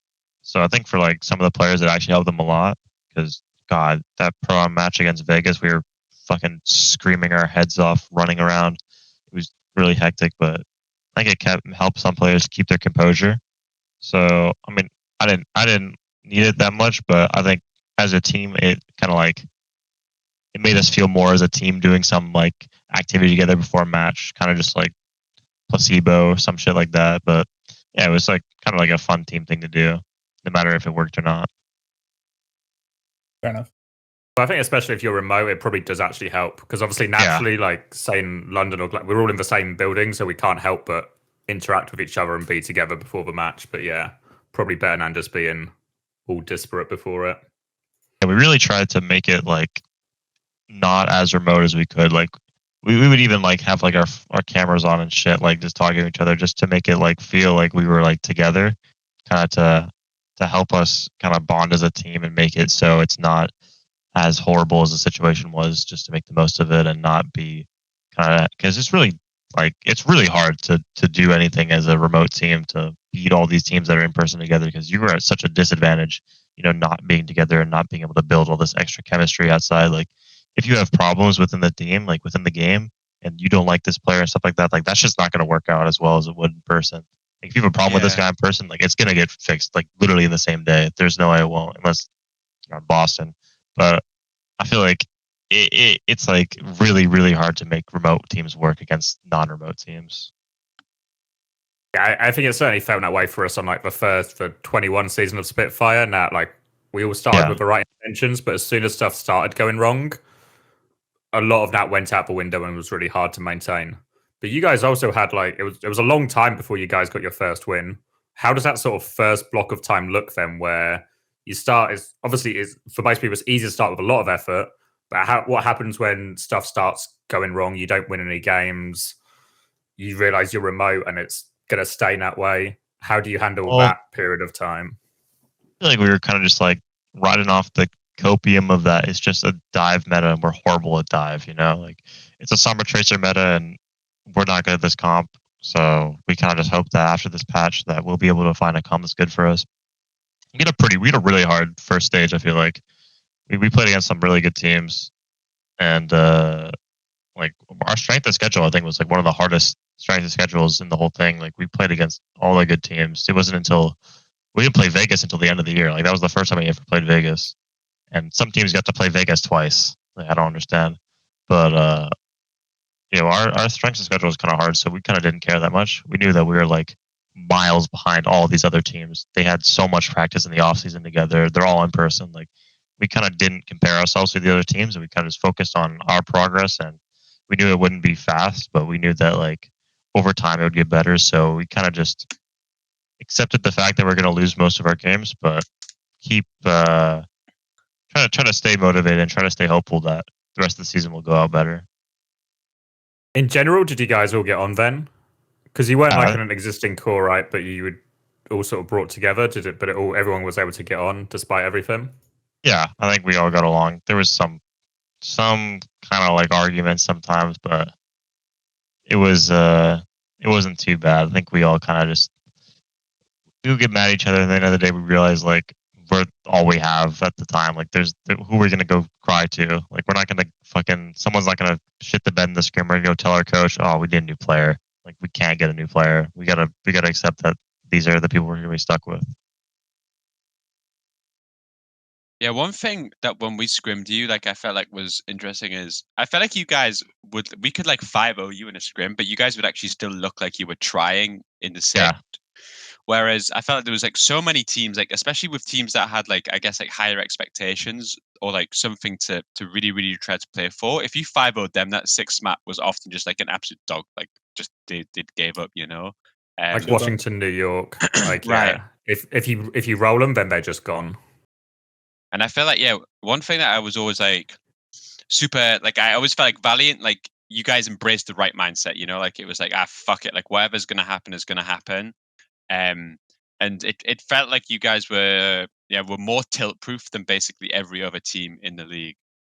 You gotta be when you're losing that much. Yeah. You know, you kind of have to fucking embrace the mindset that you can go through a lot of tough shit. Just roll with the punches. I think Atlanta said the same thing about us, where Atlanta likes scrimming us because they'd fucking punch our shit in every scrim. But, you know, we would always try by the 6th map because I think everybody really liked the game and people were really passionate that no matter like how bad the scrim was, that we all wanted to try so we could improve.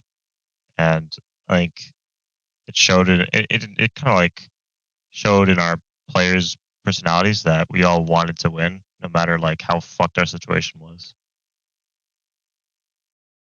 I think that came across, and that's why I think you actually grew in popularity. And in many ways, Valiant probably got way more value than they ever really expected or asked for or paid for. I think we made the most out of it. We kind of like made a branding around how fucking shitty budget our team was, and come support us because our own org won't support us. So it was kind of cool how we kind of like turned it around and made the best of the situation, getting everybody just to support us and stuff. No, I said Immortals is so hands off that they literally let you like torch their branding. Just be like, fuck, these guys aren't even taking care of. I don't think I ever said a single nice thing about them while I was on Valiant. I was just flaming them the entire time on stream. It's like I had to wait until they fired me to talk shit about them. You guys could just do it while they were paying you. Like, it's actually crazy. I don't think they knew what was happening. Like there was times where they would message us in the Discord and it's just obvious they have no idea what's going on. How's the season going, guys? Yeah, wins on the weekend, 12 boys. Maybe next week we'll get them out. Investigates next week, so yeah, maybe there's a chance.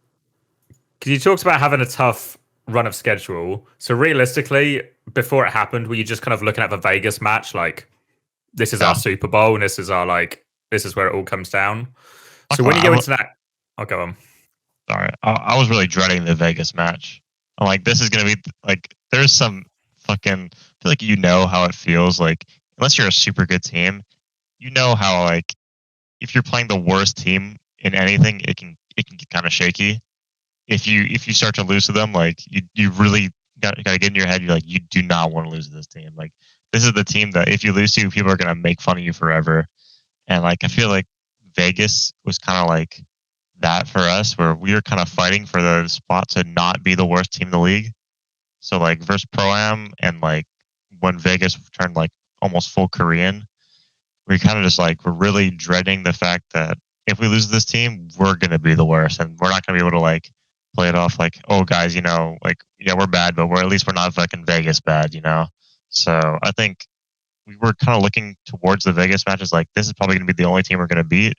But you saw through the season, we got map 5 to like a lot of teams. Like we got map 5 with Florida, Shock, like a lot of these teams. It was really close with us, which is kind of surprising. But I feel like we knew we could win. Like we knew there was going to be like at least like one win, because there's no way we're not going to win the match all season. You can't imagine that. It was very much the same on 2021 Spitfire, where the other bottom team, Vancouver Titans, was like our second to last game, or maybe even our last game of the season. So it was like the worst possible time to have our most winnable game, because it's our like most mentally boomed. So by the time we come to play it, it's actually like, even though it's like the worst game of the season because it's the two bottom teams, it's the most high pressure game we've probably played all season, because it's just so horrible to not, especially because Vancouver got a win the week before. We were like really on the verge of being the only winless team. So it was like insane pressure for everyone. You won that, right? We won. Yeah, we scraped. Legit, like just champions of the toilet bowl. Scraped the first win at the last possible moment. Who did Vancouver throw to in the previous week? Because I remember it was set to be like Boston, the most amazing. Yeah, it might have been beat Boston. Yeah, they beat Boston. I remember Punk telling me. Yeah. It was sad. It was so ginch, but you know, like not quite. It's crazy because Boston also gave Shanghai their first ever win, so they're just a giving team. They're very charitable. Yeah, it's giving. But to be fair, like, doesn't Albert try to like claim the fucking value of that because he read the rule book or something? Fucking Albert claims everything. Unbelievable. So you had this one map 5 against Florida. Obviously, you go into a lot of these games, I imagine the mindset is very much like, just do what we can. We know they've got like a really strong team. We'll just play our best. But once you get to map 5, it is winnable. So in that map 5 versus Florida, is that when it starts, the lights get too bright or the nerves start to like set in? Yeah, kind of like when you can feel it, because it kind of just like, oh wait, we won the first map. That's funny. Like these guys are probably like, oh shit, we lost a map to Valiant. Like, and then we win the second map. We're like, okay, we can actually win this now. So let's kind of start trying, guys. Like we're obviously trying, but we're not like trying with the idea that we can beat this team. And when it comes to the map 5, I don't even remember. We played so horribly bad. I think we put Crowley on Reinhardt. I don't think we should have ever done that, but we were just playing some like shitty comp, playing horribly. So like most of the map 5s where we could have beat the teams kind of just like it's a blur to me because we really weren't like prepared for these winnable situations. Like we were always like okay with taking a map or two off these teams and making it close, but we were really bad at closing it out. Change then in that Gladiators map 5, because obviously that's the one where it actually happens.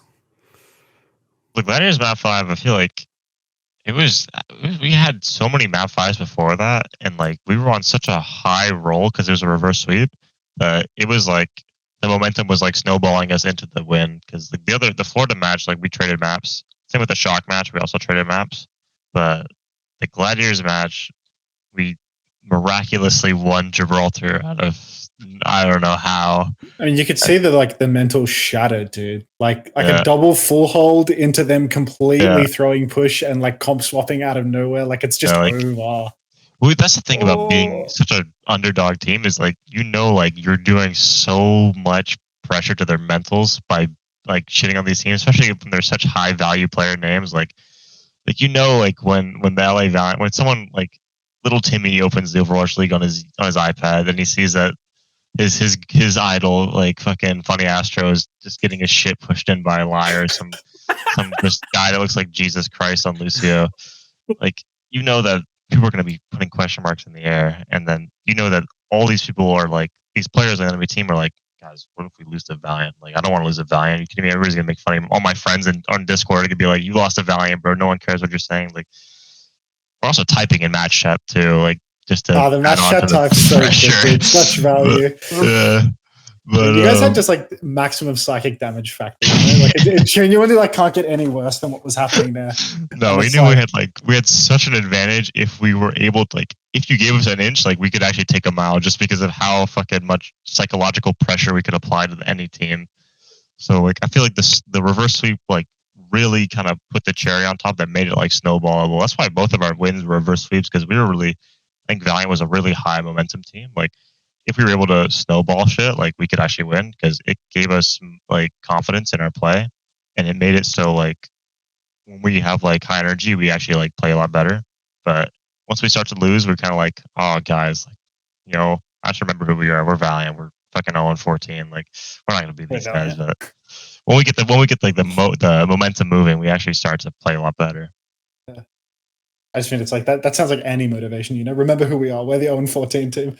Yeah. You kind of gotta like when you're in the reverse sweep, you kind of forget who you are and you kind of start thinking about the score. Now just think about how much the Gladiators are pissing down their legs right now. Think about what's going through Funny Astro's head as he goes off the map the second time. It's like so third, funny. Right? Like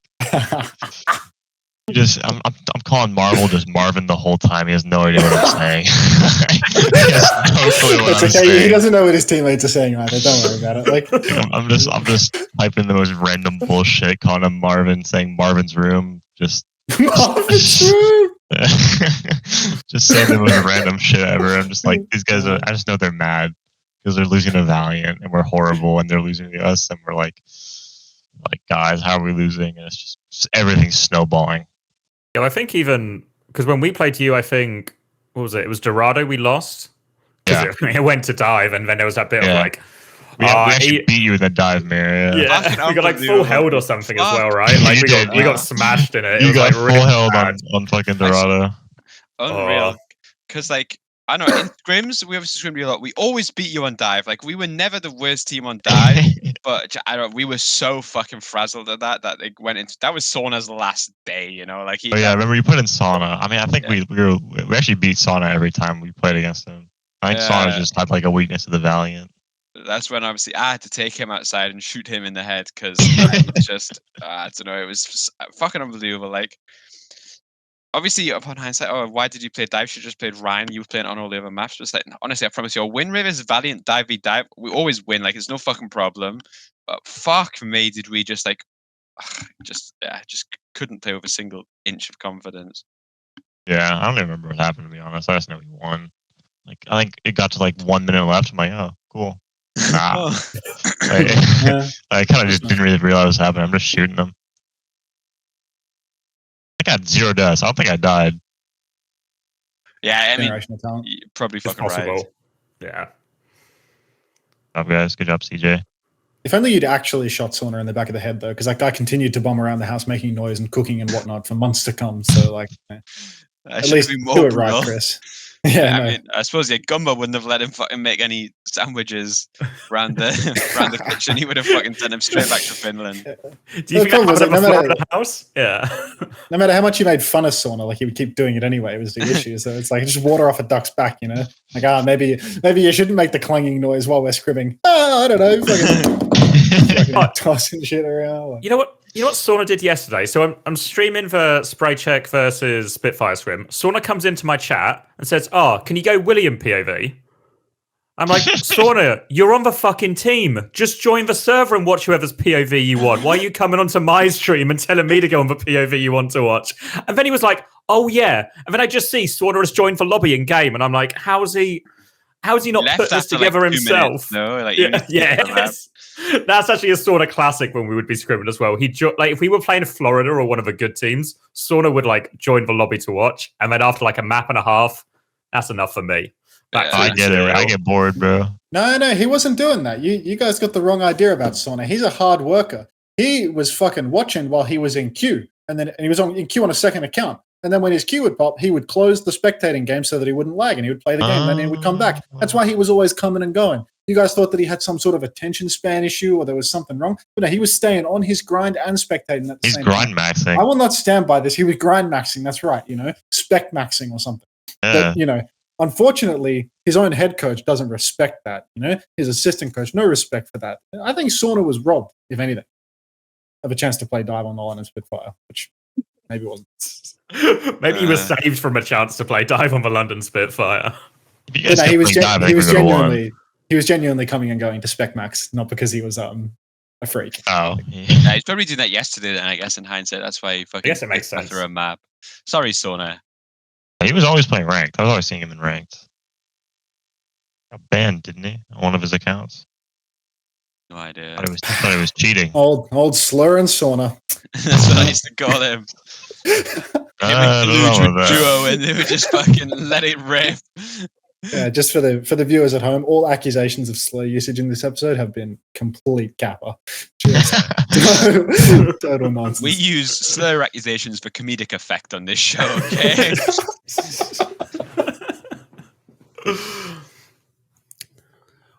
When you get the reverse sweep, then, does it feel like a massive pressure off? Because now your first win has just sort of happened out of in a game you probably didn't expect. Does it then feel like the rest of the season's a little bit easier? It takes like a level of pressure off. 100%. I'm like, thank fucking God we won a game. Like, holy shit, man! Like, that was honestly one of the biggest reliefs ever. Like, obviously, the day after it like settled in, I'm like, yeah, we still only have one win. Like, it's not that good, but it's better than zero. And honestly, it made it all the best because like I think it gave our team a lot of more confidence, and it was kind of like. It kind of felt good to see the rest of my teammates smile after like such a hard season and how much work we put in and like how fucked up our situation was. That like I think it meant a lot to the guys. It meant a lot to me too, but I think it meant a lot to the rest of the team because so much like fucking shit talking about us and all this shit where we're gonna be horrible and stuff, and then we finally get a win against a good team on paper, but good team. Yeah, I think it meant a lot to us, and it was a big like weight off our back. But it wasn't as relieving as beating Vegas. Like that was like I think I lost years off my life playing that match. Just holy shit! If I lost to Vegas, I would never fucking forget it. Should have lost too, right? Like they. Yeah. They no, were, like, we really should.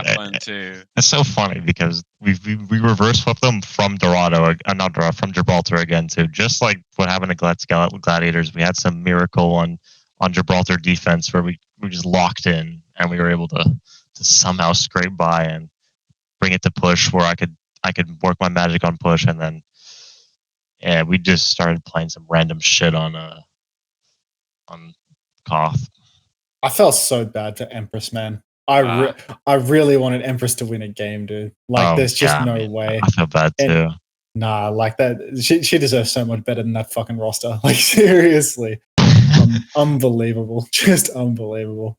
Gotta have that. And then it comes to like the postseason retrospective, and Rack is like, I can't recall. He's a goddamn politician Rack, on the topic. dude. It's like Rack has got irony there in the server, like actively trying to kill him, like flaming him in Korean to his face, and then being like, let's cut this guy and replace him with one of my friends instead. And then we get to the postseason wrap up, and it's like, do you think anything was like wrong with the way that things were approached?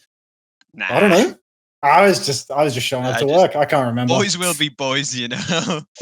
It was just locker room talk, you know. Like, oh, the guys are so funny. They're always making these jokes. I don't even know how much involvement Empress had near the end of the season, though, because I don't think she could speak Korean, and Avala was the only person how involved can you be?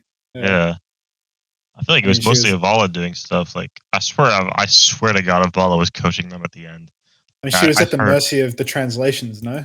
Yeah, like I heard they were putting like Rack Attack on Alari or some shit, or they put Irony on main support at one time, like just saying like Irony was better at main support than Rack. It's just some rumor, but there was some sort of dog shit going on around that team that you could just smell. They needed Malthor back. I feel he was like the X factor for the end of the season. You know, they needed Crawley. I mean, they lost him without him. You know, he was the X factor. Yeah, he was the key. He was the glue. The glue. So I really thought they were going to win a game when they went Korean. I mean, they should have. They were actually like okay for a time period, but then the second they got reverse swept by Valiant, they should have beat Boston. They should have taken 2 maps off Boston. You guys remember that Boston match? They almost won 2 maps. Like, it was actually insane. Yeah, there was that period where they were, oh, fuck, Vegas are playing everyone close. Like maybe next week, and then it just kind of like just went straight down. I don't know what happened. Like Knife had a LeBron week, and then after that, he got dull or some shit like that. I don't know what happened to him. I remember every time we scrimmed Vegas, Landon would just be like, this Knife guy, he's the best player in the world. He was like, he's better than anyone I've seen. I can't play versus him. He's too good. I thought he was like legitimately really good, no? Yeah, really good. Yeah. Don't know if he was like best player ever, like Landon was saying, but it was good. He was definitely like better than he should have been on his team. Like he should have been on a better team. He's like one of the 15 Korean Flex DPS players, and it's better than 99% of the Western talent pool on Flex DPS. Like just that role is super fucking Korean dominated, you know? Like so many Korean guys that are crazy at Tracer, you know? And then the West just has like Rocket being next up for 5 years, and that's it. Respect Rocket, man. Still next up. It's all love. Next up. Timeless Rocket. I want to ask you then, so you worked under Boston, which is maybe we can kind of like talk about that, but you had one org which in theory cared about you, but also treated you like you were a fucking piece of shit, versus an org who didn't even recognize you as a piece of shit, barely knew your name. What's actually better for your mental to play for? Like, do you wish Boston could have checked out the same way Valiant did and just left you the fuck alone? I mean, as for Boston, like the worst part about Boston was like being benched. I think like I wasn't benched on Valiant, so like I was able to play more, and like it was more on me. So like I kind of felt better playing for Valiant, but Boston was just kind of shitty. Like I was just in the middle of nowhere. Like I was 17 years old, fresh out of high school. Like we're on in this apartment complex that's just in the middle of nowhere, man. And are you talking smack about Sharon, Massachusetts? Now? What is going on? Like heaven on earth. But it was like we were a cruise. It was actually like a cruise. I swear, it was like a hotel, and there was a gym, and there was like a field, and then you walk outside. Oh, you had a field? Wow. Yeah, like a little like kind of like town courtyard inside. Nice. Yeah. Yep. And then you walk outside the building, and it's just highway, freeway, just cars zooming by. Like there's a graveyard right next to us, and then trees and nothing else. But I see. I don't know. I feel like Boston was kind of a learning experience. I think Boston, like, I still don't know why Lori signed me and didn't play me, but I think it was like, don't make that face. It was, I think Valiant was better for my mental. Valiant gave me a lot of like resilience. I think after playing on like a team like Valiant, you kind of have a different perspective on how competitive Overwatch is, because you were literally at rock bottom, so that everything you experience after that like is not worse than that. So you kind of like, you really, I mean, at least for me, I feel like it gives me a more reason to like really try on any team that I'm on now after that. Like I try way harder now, like knowing that holy shit, I'm on this team that's 10 times better than the team I was before. Like, I'm gonna make the most out of it. I want to win on this team. I want to make sure I'm putting in all my effort, because if I'm not doing that, I could be stuck on a team like Valiant where I'm not getting able to do anything, and I'm just. Yeah. What about post French Revolution on Boston? Because you say that Boston sucked because you were benched, right? But what about once Acecoft had the greatest uprising since like 17 something, and just turned it all around? I mean, it was pretty nice. I honestly liked it. The one part of that sucked was like as soon as the French Revolution happened and we had to scrim fucking 3 blocks a day every single day for our matches the next week. But honestly, I liked it a lot. I think it was probably the best the team was mentally during the entire season. Like, it was actually crazy because when we got when I knew Laurie was getting fired and like we were getting told that there was going to be some roster changes made, all the Koreans seemed like the Koreans that were getting benched seemed super, super relieved. Like, they all seemed like they were like ready to go and like ready to kind of just relax for a bit. So I think everybody just wanted to chill. Victoria, I don't even know what that guy wanted to do ever. He didn't speak English and he didn't want to play the game, or he wanted to stay at home the whole time. Marvel. He wanted to play Genji or some shit. I wanted to play Genji, the hit scam player. Wanted to. He No, but he was like good. fire at Genji though. I swear, like, that guy was like actually good. He was actually good at Genji, but he would just speak in grunts. He wouldn't talk to me or anything like that. I'm not even kidding. He would make noises. That's all he would talk. But that's cool. Yeah, chill guy, Gihoon. Fuck with him. But yeah, I think everybody felt better after the French Revolution. There was like a weight was lifted off everybody's shoulders. I think the seriousness of the team kind of went down, but vibes were up and everybody was feeling better. I think that in plans we kind of lost because we didn't have the best grasp on the meta with like our coaching stuff like that. I think if we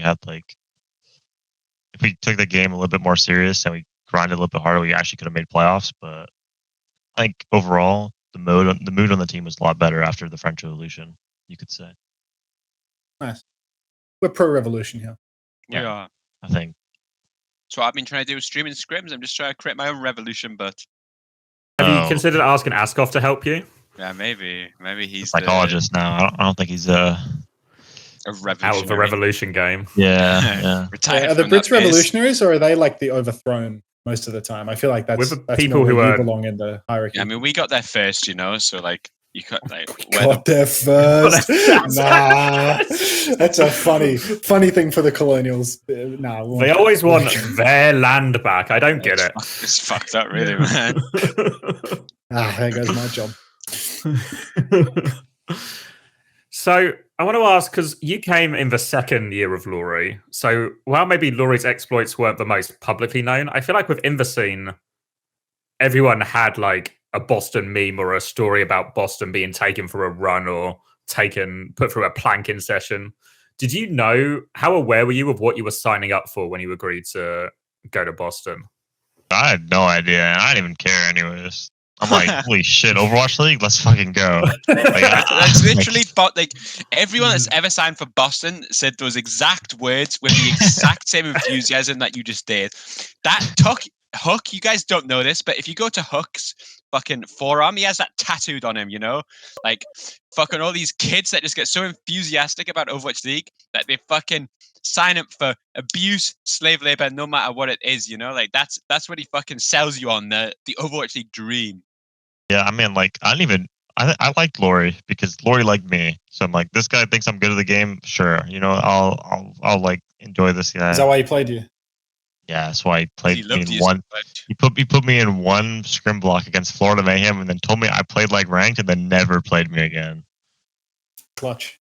Yeah, pretty Was clutch. there any other indication then after that about like, I guess normally what would happen for a player who's benched is they'll start to ask the coach questions like, well, how can I get back in the team? What should I work on? I didn't even talk to him. I was scared, honestly. He was intimidating. He didn't talk to nobody. Like, it was his birthday and he didn't even come down and like hang out with us. Like, we went out to eat for his birthday and he didn't come with us. We were just sitting in his room. I don't know. Honestly, I was intimidated by him. He was kind of like a intimidating person. He had some scary aura to him or something like that. But honestly, I was just excited to join the Overwatch League because I was young And it was always like a dream of mine. Like I was 17, right, when they asked me to join, and they tried to fucking do the UA shit to me. I signed with Boston, and Mineral messaged me. He's like, "Hey, you wanna play with UA before you join Boston?" And I'm like, "No." I said no.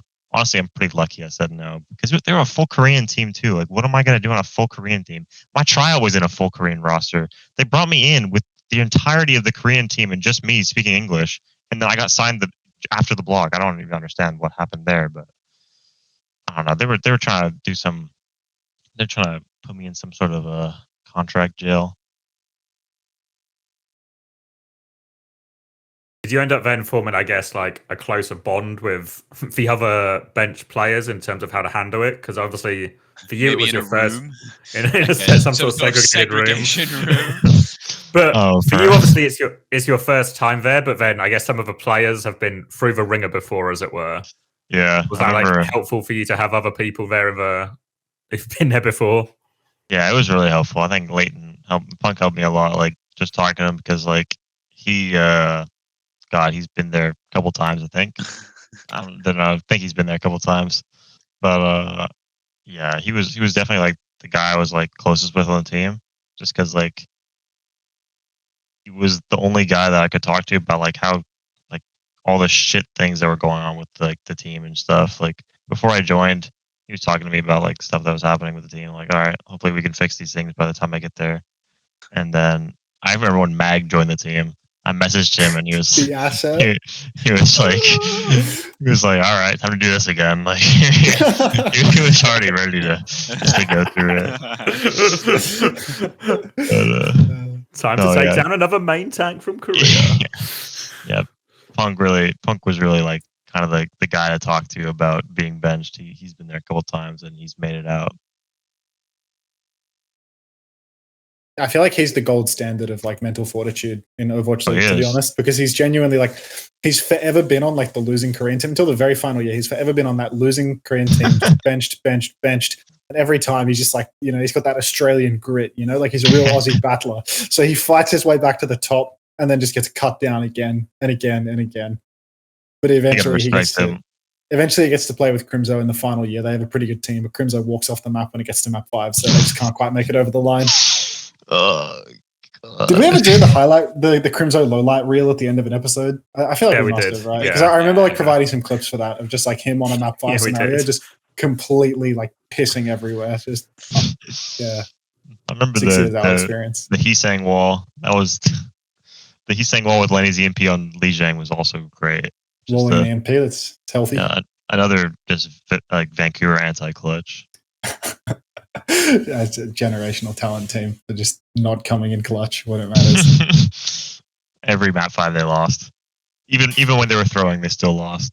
Fucking it's like the franchise was cursed for that shit. Like when they had Master on the team, I remember they had like an unlosable like map 5 Oasis scenario, and it's just like watching them just like dump ult into ult into ult in a rush mirror and just getting 0 kills, and it's like, oh no, it's happening, no, and then they lose to some other top team.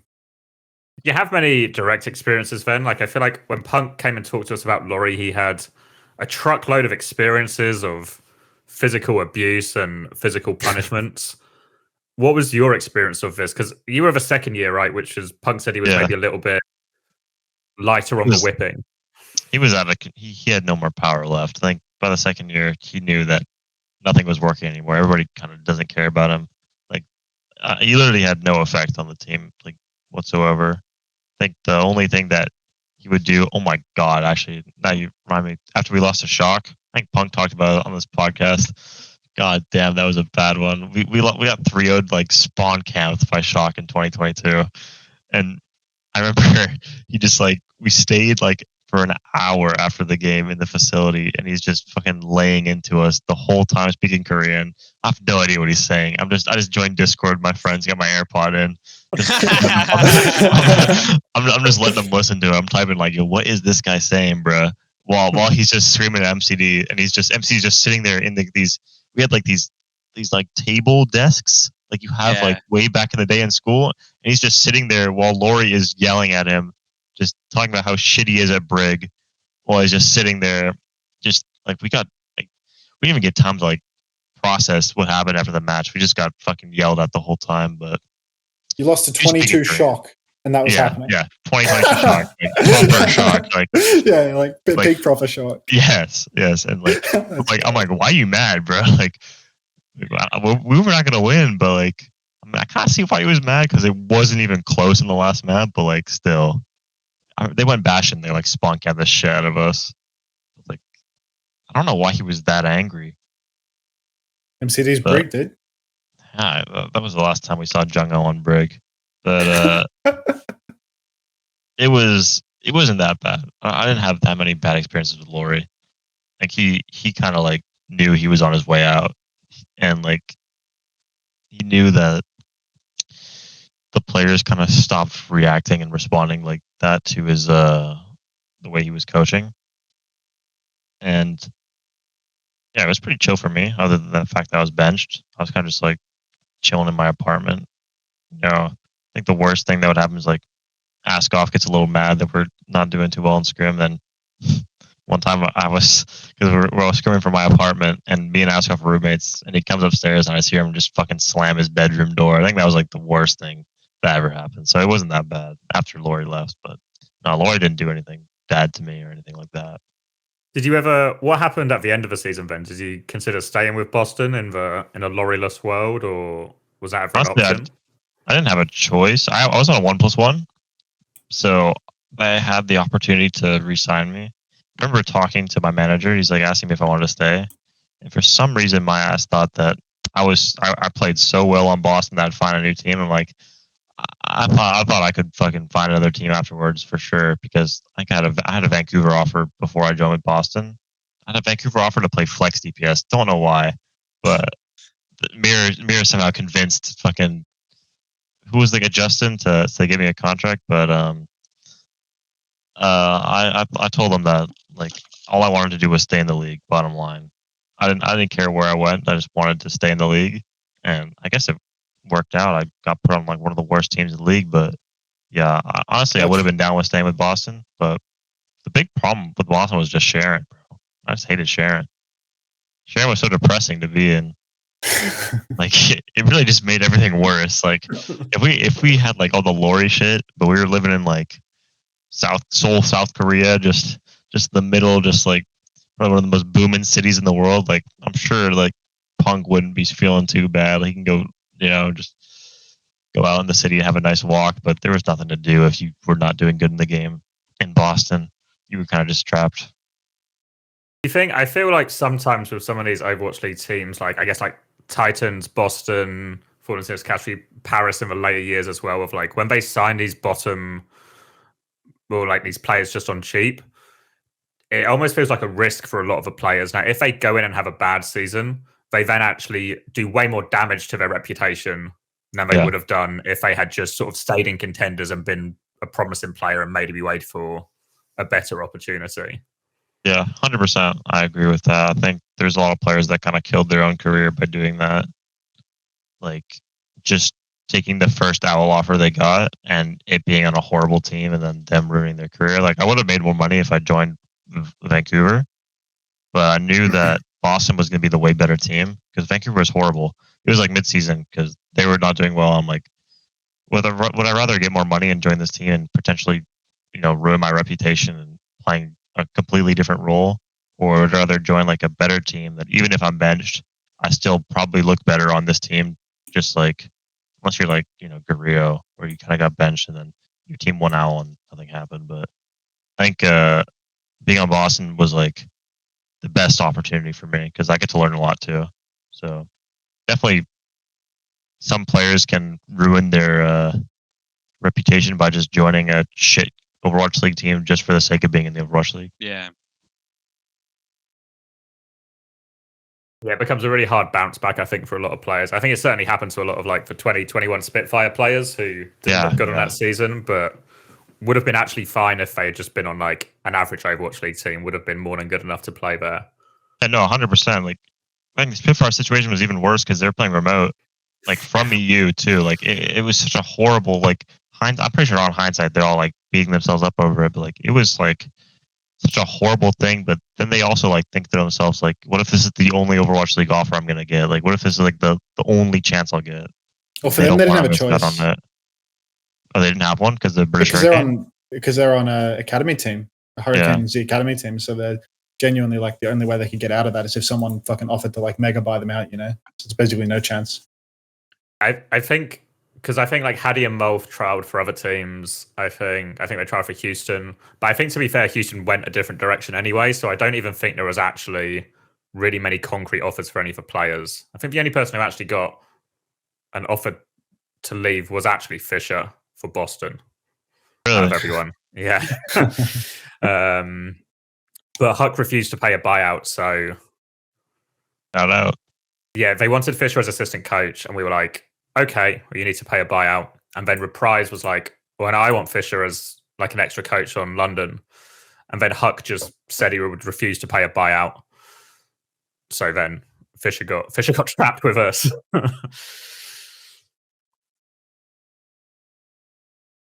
that's terrible. Actually, I wouldn't have made it to Overwatch League if there was a buyout on my head for London. I just never would have gotten off. So I was lucky to come in at a good time for that. Where I think it actually wasn't in my contract verbally. I was told verbally when I signed up that it would I would be allowed to leave to tier 1, no strings attached. And then I signed my contract so excitedly, as it was my first esports contract job that paid more than $1 a month.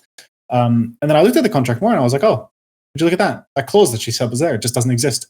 And I brought it up with her and she's like, oh, well, I'll honor it on good faith, you know? Like Nuki had the power to like push through my contract and she just honored what she told me on good faith. I think if it got pushed up further, then it might have actually been like declined, you know? If she had to like ask someone else for permission to push me along, they would have been like, oh, we need some money here. But she just honored what she said to me initially, even though it wasn't in the writing. So that was super clutch. Yeah, because I think Fisher got in a similar one where it was basically because we matched the offer and we were basically, I guess, like the Overwatch League logic that applies to the players of like if the org matches the offer, then you can't go. But Boston were trying to make the argument because they provided housing that even though their salaries were the same, the contract's actually worth way more, which I think is kind of reasonable. But I think Huck just came in like a sort of truckload of bricks into the negotiation and it just pissed off a lot of people at Cloud9 and they were like, oh, we're going to make this guy, he either has to pay the money or he'll get stiffed essentially. So it can happen. All right, though. Are we ready for a quiz? I know this is the only reason Seeker agreed to come on actually was to take part in the quiz. The only reason. So. It does seem like the number of quiz heads in the comment section fucking rises every week. It does feel that the quiz is just, it's found a new way forward. All right. Here's what we're going to do. We're going to do an actual quiz for once, not a fucking power rankings. We're actually going to do a quiz. So we've done an episode before where we did the top 10 highest ranked players in terms of map win rate in Overwatch League history, right? And this has nothing to do with the fact that Seeker is on the show at all. This is just a fucking happenstance, okay? But we're going to do the 10 lowest ranked map win rate players. Just nothing to do with you. I've got a really good first guess. I'm not going to lie. Okay, but the problem is when I did the list, if I did the real list, it would be the most fucking pointless thing ever because it's filled up with players from Season 1 Shanghai and then Season 4, like the Chinese LA Valiant roster, you know? So what I've done is I think -1 who played for multiple other teams and still ranks low. I'm excluding those players. I'm taking after Blizzard and I'm excluding the Chinese players. So if they played for Shanghai Season 1 or I guess it was Season 4 Valiant, right? When they went full Chinese and lost every game. Those players don't count. So I'm looking for players who over 50 maps played with the lowest win percentage, and we're going to do top 10, okay? Did I make everything clear? So clear. Okay, fantastic. So who wants to go first? I think it's like similar to when we did the top 10. You've got to think about like the teams more than the players. And then like a few of these guys played like with each other, so you can kind of get most of them with like process of elimination. Me. I want to go first. All right, let's go. Seeker to go I've got a great guess. I'm gonna lock in my first guess with Rack Attack. Yes, good. Rack Attack is the second using Chris TF's power rankings, which isn't accurate necessarily. Rack is the second worst player in Overwatch League history. Worst son. He has only 11.5% map win rate, which means that it wasn't that good. So he's number 2. Can I go next, or is it? Yeah, sure. All right, You can go around. Crowy, the glue. The glue. So Crowy is actually 5th place, but he's on there. He actually has a 20% map win rate, which is not too bad. It's actually like twice as high as anyone that like stayed on to Valiant. So it seems like him stayed on Vegas. So joining Valiant was technically a career up for him, but not enough to remove him from the top 5. Dove. Okay, yep. Dove also Slaved. in there. Dove, number 3. So he's at 12.9%. So must have won a few more maps than Rack, but also not enough to kind of get out of the top 3. I'm gonna go with Mothel. Okay, Mothel, number 1. Number 1 when it comes to being the worst Overwatch League player ever. Number 1 when it comes to creating pyramid schemes where it exploits people. He can do it all, okay? Don't say it's untrue. Only half of that quiz answer was true now. Like that's still better than most quizzes. Yes. I wasn't going to go Malthor because I wasn't sure that he got his 50 in. I couldn't. He definitely got 50 in. No, he like edging it? Yeah, really edging. Like I think edging there was a few of them. Yaki. Did we mention Yaki? Yeah. This is actually the longest we've gone without mentioning Yaki. Jesus Christ! God, guys. Fuck that guy though. Yeah, like so. I've got it up for us here. Yeah, Mathel was 55 maps, so he just squeezed in 5 maps to be eligible, but he's at 10.9%.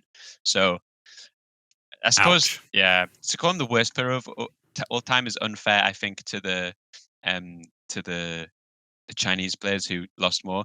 Also, Vulcan is a special shout because he only had 25 maps played, but he lost 24 of them. So I'm glad you said that because I was going to guess him. Yeah, so he doesn't quite make it, but he has like the lowest win percentage of anyone that played more than like 2 maps. Also Itzal, who played, I guess, in for Boston, 8 maps played, 0 wins. So he's really? He didn't win a single map. Yeah, because then you've got people like Avala and Takoyaki who played like 3 or 2 games and lost them, but Itzal 8, 0 wins, Vulcan 25, 1 win. All right. On the next. Luke Minnow. I was gonna guess him, but not get bolted by Shock. Not on my list. Luke Minnow must have really stepped it up, but he. Wait, are you saying that he counts because he was benched on Shock? Is that how that works? I'll be honest. The website I'm using. You fucking quiz dog, like unbelievable. No. Let's see. I think if it's benched, I don't think he counts. Let me find Luke Minnow for you. It's map win rate, right? So if he's benched, it won't count those maps. Luke Minnow, 89 maps played, 22 wins, 66 losses. So he's up there, but there's still like nowhere near the top 10, like maybe like top 20. So I don't think it's like how's his stat different to how's his stat different to Rack? No, did he? He definitely played for Shock. Yeah. He might have played Brig and beaten us actually on Glads.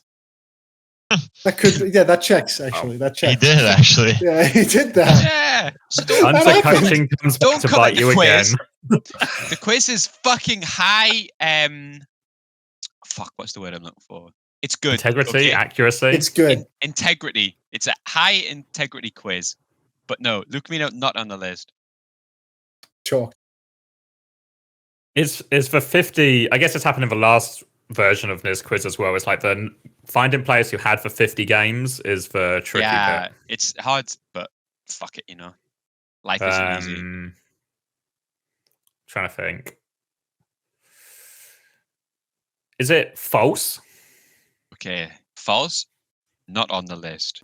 I think he played that, but he got benched really early. It's interesting because I'm gonna cough. I can't actually see him anywhere close. Oh yeah, here he is. 43 games played, but actually wouldn't have been on it anyway. He actually had like a respectable win rate of 25%. Respectable. That's good. That's what people grow up dreaming of getting in Overwatch League. All right.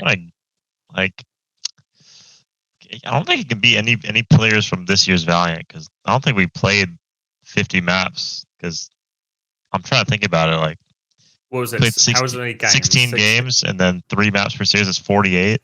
so I don't think we played enough maps. So I mean, maybe I could be on there honestly, but I'm gonna guess Wub. That good, solid shout. Wub, 4th place, 17.6%. Nice. So I think we've pretty much rounded out the top 5, which is all just that Vegas Eternal core in one way or another. But none of the other 5 from 6 through 10 that we're trying to guess played for that team. So there's a little hint to help us go. Jeez, what was another like truly awful team? Houston. Houston? Yeah, they were like dog shit way back in the day, but I don't know if they're really like. But these people like Boink and shit. Like, did they even get there? That didn't happen, you know. There like, was so many matches back then. It was 40 matches. Like, what about 40 Muma? You always play 4 maps in season 1 as well, right? But they were winning maps, weren't they? Like, Houston had some really, really good moments in season 1 too. Because you need egregiously bad map win rates to be in this, right? Like, it's not just matches, it's maps. No, it's so like basically can't win. There had to be like another standout, like horrifically shit team. Like it's London boys. It's the London boys. Oh from 21, yeah, right. Yeah. So it'll be like Molfig. Did he play now? Would he have got to 50? Because Yeah. Molf was just 1 season. All right. Wait, is your guess right? Yeah. Okay. Molf is in the list. 8th place, 20% map win rate. On your max. You know me. Well, because I was considering Blase as an option, because obviously he had the bad year on London and, well, several bad years. I think any increase in sample size is bad.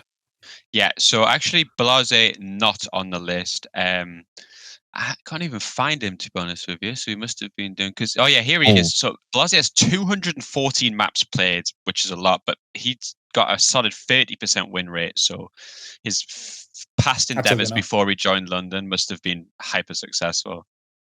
I'm gonna guess Skyripa. Ooh, not on the list. Is relatively close. 70 games played, because obviously even for this season, Sky didn't win many maps with us. But 24% win rate, not quite on that list. I'm going to repeat Seeker's guess, but I'm going to cut the Sky from the start of the just Ripper? I was also thinking poor little Riku Toivonen just getting his shit ran on a Wi-Fi stick for a year straight. Like Wi-Fi in a closet. And I know he didn't win on Gladiators because we always used to make fun of him on Hurricane. I forgot he was on Gladiators. He had 1 map played on Gladiators and he lost it. So it couldn't possibly be a larger sample size there. Yep, you're right. Ripper, slightly above Molf. He comes in at the worst London Spitfire player in history at 20.5%. There must have been 1 map Molf won that Ripper didn't play in. If you can ever figure that out, I have no idea. We have not played Ripper. Well, yeah. So it has Ripper. No, it's the opposite. Ripper has 61. Ripper has 61 maps played. Molf has 60. So it's actually that Gladiators loss on that 1 map. It shifted for percentages. The Gladiators 1 map has shifted the percentage down. That's it. That's what happened. So that fucking Gladiators stint was enough to make him the worst European player of all time. So congratulations. That was a hint. That was also a hint. Yeah. Oh, wow. Good job. Shit. It's so over now. I have no idea who else was shit in the Overwatch League. Could be like a Westerner or a Korean. I was thinking, is 2 it one of Westerners, 1 Korean? I was thinking, is it one of these Vancouver Titans players? Yeah. So maybe like who was on it for both? Was it? I know who you're thinking about. Right. I can't say his name. I can't say his name. I mean, you're gonna get it before me. I don't have it. Fuck. I'm gonna guess. I can't remember that whole roster. I can remember Doughton was on that roster, right? I don't know if he. So Dalton is not on my list. I feel like he was relatively high up somewhere, but did he not play for another team for time 2? Or am I making that up? He has Dalton 121 maps played, so he must have played at least more than 1 season, but just above for a while. Just above Luke Mino in the 0.25 range. But not on my list. I don't know if I can say his name. The terrible Titan. Maybe he who should not be named, Voldemort. Really great Sojourn player though. I'm gonna say Aspire. You can say any name you want on this. No, that podcast, guy's a winner, bro. That guy won heaps. You're crazy. No, he I would didn't. like did to- well season 6. Yeah, I would like to point out that I don't think Aspire is a winner. I don't share the sentiments that Unter clearly does about Aspire. But that being said, I think Unter in this example is he's way up. He's not in the top 100. He's like Oh, really? Wow. 0.38%. I thought surely season 5 Titans would have brought him down. Maybe he's like Toronto era. Maybe it's like and stuff. King or someone. Yeah. I was thinking they had like Aztac or something, and I can't remember a map that Aztac has ever won. But I could be like blanking here, and maybe he won something at some point. Oh, he lost on Toronto too.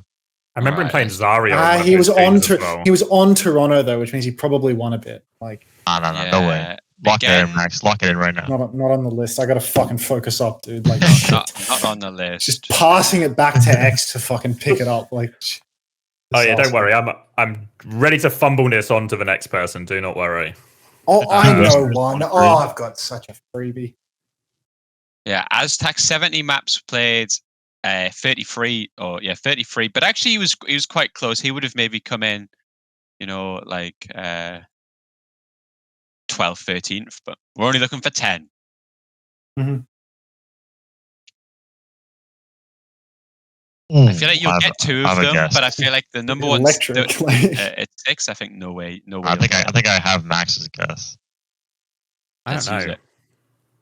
I fucking stole it out my head. Like, who else has even left? Is it? I feel like the sample size is going to be too big again. But Kellex? Ooh, bro, that guy played season 1 on Boston. Yeah. You're a cracker. They were crazy. Oh yeah, he would have played all of those. Yeah, you're right. It's fucked. You are fucked. Yeah. Shameful. I'm gonna guess fried wiener. Ooh. Okay. The good news. He did take it out of his head. The good news for Max is fried wiener is also not on my list because he was on Rain, so he could have got some freebie wins there. Like, he didn't win a single map on Rain. Let me see. It's one of those where he's so good I can't even find him. He's out of time. Way. Literally, not even top 200, if you can believe that. Okay. Crazy. Maybe. Cool guy, and this is a fucking Shredlocked. Maybe Shred. Oh, I was trying to remember who was on that team. No, but it's but Dalton was like positive, and I think Shred and Dalton had very similar amounts of play. Similar tenures.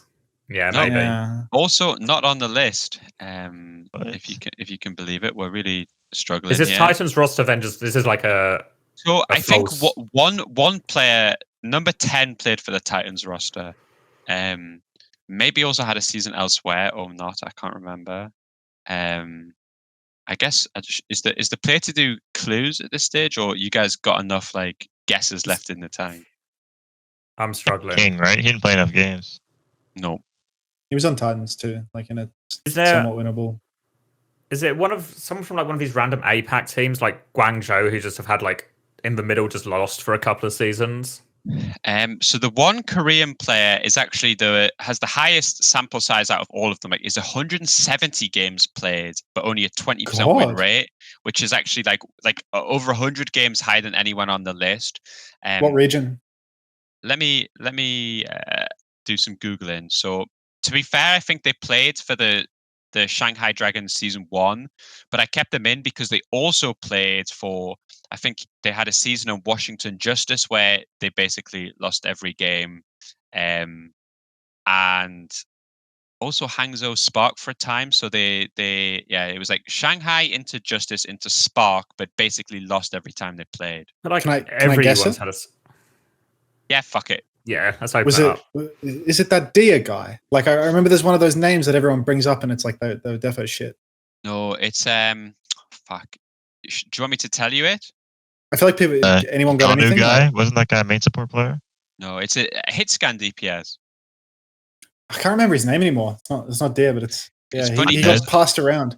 Yeah, it's okay. It's Ado, if you remember him. Oh, that guy was so bad. Yeah. So little awful. Fun fact about Ado is in season 1, Carpe was being a fucking piece of shit, right? A little bit toxic, a little bit on the edge. Kirby, our coach, wanted to trade Carpe for Ado in season 1 because he felt like it would help the team environment. So there's a little fun fact that could have happened in the Overwatch League. But yes, why didn't it happen? I think everybody, apart from Kirby, was like, yo, let's slow this one down a little bit. Carpe might not be being the nicest guy right now, but he also seems to be clicking the correct amount of heads for us to get some wins here. So Ado played 170 games, which is really high, but only won 20% of them. So had 31 wins, 132 losses. So has actually, has got a lot here. To be fair, Dia is 11th on the list. He has 200 games played, but only a 22% win rate. So special shout out to Dia, who was very, very close to being on the list. So I'm looking now for 9. Can I chuck 10. another guess? Of course you can. Are we at that point? Yeah, maybe Rolf. Rolf was fucking terrible. Yeah, so Rolf was close, but I was maybe 14, if not quite. He had twice as many games as his support partner, who might be on the list. Dude, who was the Karkar. Not Karkar. I think. Wait, not Karkar. Was it Halo? So Halo is on the list. they're they on played Boston. 91, a 20% win rate again. But was Halo only on Boston and I guess New York this season too? Yeah, I guess. Yeah, but must have lost a lot. But that's not actually who I was trying to allude to. There was one more very hot player. Always burning up. Fire? Yes. Okay. Oh, fuck! I forgot about him too. Yeah. Fire came in at number 10, I believe, with 61 games, 21% map win rate. So there we go. We got there in the end. No idea who won the quiz, but that's not how the. Yeah, I feel that was Fire. Pulling teeth, dude. Don't do a real quiz ever again. That was fucked. I'm not sure. I feel like in a way it's better. It's like what our good friend Reinforce had on Plat Chat. It's quite good to play along and be screaming at the fucking computer. These fucking idiots. How did you forget Fire? Quiz heads, let us know whether you fuck with this format or not. Do you prefer an actual quiz or a power rank? Yeah. I feel like the answer is just going to be a bit of variety, right? A bit of back and forth. You don't know our viewers. You never know. You know what I get on all my videos now? Every video I post, someone says, "Where's the quiz? What time is the quiz in this video?" So it's infected me. That was my first thing when we made this podcast. I said, because there's a football podcast I listen to and they do a quiz at the end, and I go for my runs and I listen to it, and I'm literally running along shouting the answers out, and people are probably like, what the fuck is wrong with this guy? But no, it's Frank Lampard. It's Frank fucking Lampard. But now I see it. The quiz. It taps into the cerebral part of our brain. All right then. So client of the week. Okay. And maybe there's a reasonably large list of candidates for this one.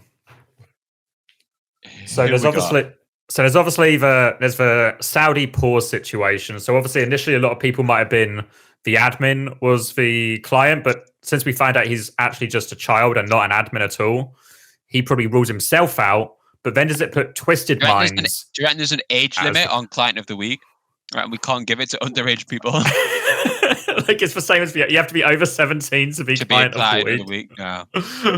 Well, I feel like also if you're not an admin and they just give you lobby because they mistake you for an admin, it's actually on the teams there for just presumably whoever made the decision to give admin to this kid is client of the week, because that's just an unbelievably lazy fumble, Yeah, but I'm not sure who that was. Yeah, I also feel like Twisted Minds are really, really in with a shout of client of the week. Probably long overdue. Of a protest. To protest the game and then just ends up fucking throwing it. I don't know. I understand why they're a little bit upset, but honestly, you've still got 3 maps to play. You're the best team in South Korea. Not South Korea, it's fucking Saudi Arabia. You should be able to fucking win it. -1 flashpoint point, Yeah. What I don't know how you guys feel. I wish someone had a business degree in this call, because it would be really useful to get their opinion.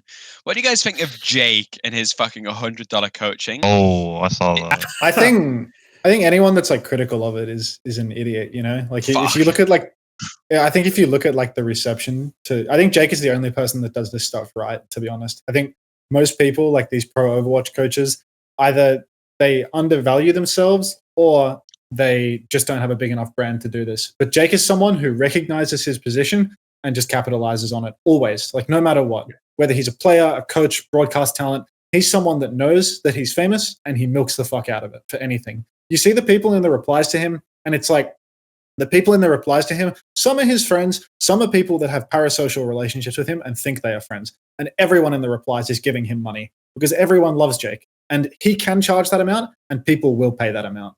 Whereas a lot of people, I feel like Overwatch coaches and whatnot, they don't leverage their brand, they don't leverage their popularity adequately. And they're like, fuck it, I'm just going to work for $25, $30 an hour. You know, it's like, you're a super professional, like you are super fucking qualified. You are better than 99.99% of the people in the world at doing this. But the industry standard rate is set so low that you're competing with like random tier 3 coaches who are actually not even close to you in terms of game knowledge, understanding, anything like that. So I think Jake is the only person that does this right. I think as much as I hate to glaze Jake, because I really hate to glaze Jake, he's the only person that actually does this stuff properly because he understands what he's worth. You can see it in like League of Legends. If you see someone like Nice, you know, like a big famous guy, fucking client, right? But the guy charges like $300 an hour for a coaching session and idiots pay for it. It's like, if you know that there are people out there willing to give you money, charge that amount. Yeah. I mean, I'll buy it. Fuck it, bro. Let me learn some. I want the master class, bro. I want to know what Jake has to offer. I think the masterclass, because there's two things here, right? Because he's also offered a masterclass, which is like a pre-recorded set of videos. It's like 48 hours or something, and I think that's like £35 full price. Which, as like the amount of content you get for £35 is pretty reasonable, right? Like, it's hard to argue it's like not good value for money. And from Jake's point of view, obviously he has to put in a lot of effort to record 48 hours of content, but then he gets to sell it forever. So he puts in that big amount of effort once. Well, I think already it said like he sells it he was selling it for £25 now or $25, right? And it said something like he had like 200 or 350 odd people purchase it already. So I mean, if you do the math, he's already made thousands of dollars just off the initial launch of it, and now it's just going to have like maybe like some of it will age, but it's a good business decision, I think. Really, he leaked on Reddit somewhere. Yeah, just torrent it. These courses.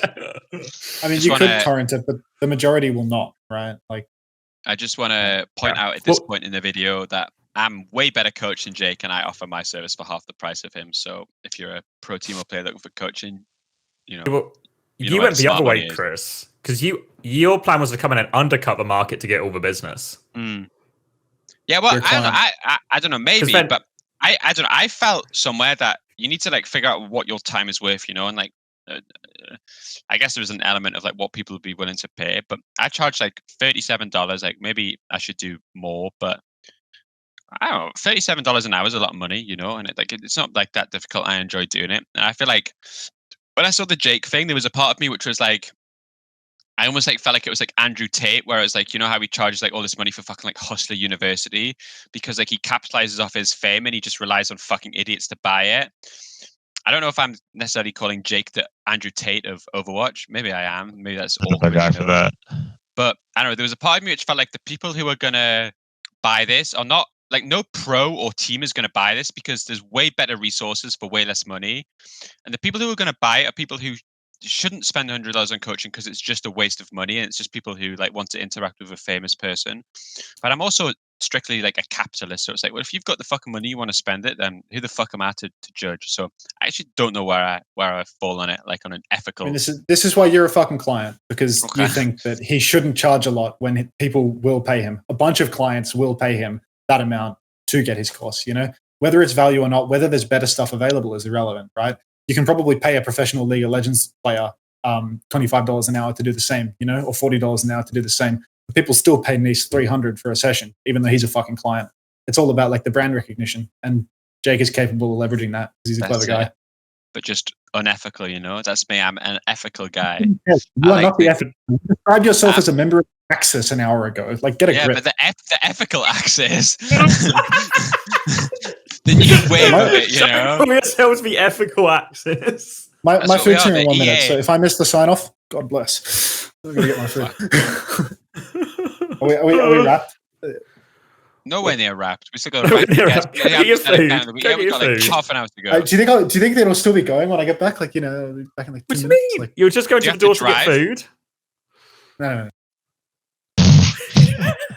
Fuck, Hunter dude. coming in hot with his Guy- own submission for client of the week. Yeah, here. fucking supporting Andrew Tate, fucking leaving, calling me a client and then just leaving. That's fucking alpha behavior, actually. I think there's like both things are true. Like I think realistically, because I charge about the same as you, but if our price rose, I don't think it would actually shift anything in terms of usage. I'm not like sure. $100 just seem like really on the high end, but there's probably like a middle ground here. But yeah, $30. If you guys want to hit me up for coaching, $30, $30 an hour. Go to Seeker, much better deals. But ironically, what you could do with $100 you could spend on Jake is you could actually hire the entire London coaching staff for an hour, and we could try and fix your problems. I guess technically, because I remember thinking about this, because I was like, I should probably tweet, because the play would be to like quote tweet Jake and be like, I finished higher than this guy in Overwatch League, and my coaching's half the price. But Jake actually finished higher than us in that one season. He coached. It was that season 5, so that fell away quickly. Even though you probably make an argument more of that was Junk Buck than Jake, but it is what it is. So maybe I should up my prices. Maybe Max is right. Or maybe I'm right and Jake's just, sucking the soul out of our community using his fame for stuff, Who knows? All up the prices, someone has to buy it. So that's true. If we all collectively just start charging Overwatch people an unreasonable amount for coaching, like $100 the entry level. That's it. Fucking get the prices up. Isn't this? I feel like what we're doing is this called collusion. I think that's a crime in most countries, colluding to raise for prices. Nah, that's probably fine. Yeah. Was there anyone else a client this week? I mean, Amir's tweet seems a bit clienty for like. You can't win it 3 times. I've got an org. I've got an org. If you send me a DM, I've got an org. Yeah, I mean, I think there's a few 2-timers, but I feel like it was harsh to give Amir another one. Should he let me go on Halo Force Twitter? There's probably a chance that he's probably posted something where we can get him. Like he's always. I don't know if it's like client of a week worthy, but I felt like almost like org trading that was going on in America, but it's like org trading, but none of them are real orgs. All felt a little bit just like not real drama, because it was like the Wisp guys went to Timeless and Wisp were upset, or the Wisp, I guess, org were upset that Timeless had sort of like taken their players. But surely none of these guys are.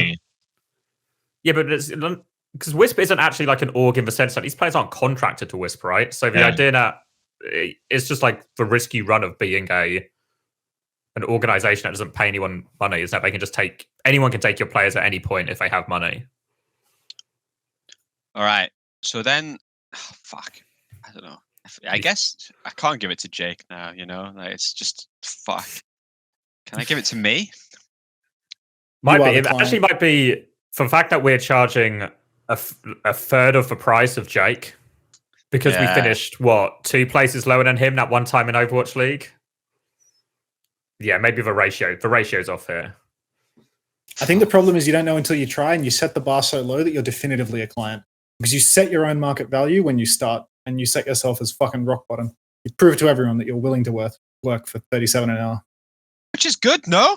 Like, what fucking world? Fucking client. You're a client. That's where my nomination goes. Don't fucking start. What world are we in that $37 an hour is like fucking like homeless? Yeah, money? fucking. And then Jake will literally laugh as he gets paid $100 an hour. So Yeah, but if I charge $100 an hour, there's no way I get as many as I get now on 37.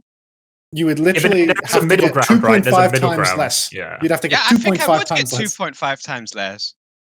Well, you're never going to be able to raise your price now, right? Because you're a 37 an hour coach. It's been established by you. So, maybe you could have edged it up a little bit, right? Maybe I can. I can do a post. It's too late. You know, I actually did make. You know what did make me laugh actually is Jake tweeting his $100 hour coaching, and then like the very next day he tweets about his internet provider fucking being shit and that he pays for like an $82 service. And I was like, Jake, that's only an hour's worth of work. It's not that bad a price. Come on, Jake. This guy's not taking it seriously, dude. Do you think people are going to give him repeat custom? That's the question. Because you pay $100 and he like teaches you how to play like Brigade Gold rank, and like, are people dumb enough to go again? I feel like I get so much repeat custom from like teams and stuff, you know. Yes. Like I get a lot of happy clients, you know. And like he'll get no team. I think he'll get very limited team business. If you know what I mean, like no professional team business. I think like because I think this is true for you. This is true for me. Like some of like the collegiate teams or like the null teams, which is like university esports in the UK, are people who come to us. But I don't feel they're like then looking at Jake and offer and buying that instead. But I don't know. I don't know how the numbers translate. All right, fuck it. Give it to me. I'll take Client of the Week. Oh, wait, any honorary nominations from you, Seeker, from your time in Overwatch League? Any of your teammates or housemates on Boston where you were just like, this person's not a real person. Why are they like this?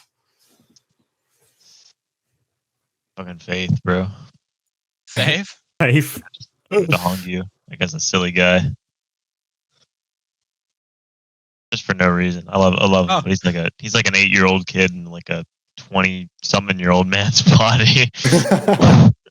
Fucking rock solid jawline though, I can't lie. he's been mewing for a bit, but so maybe settled on Chris then?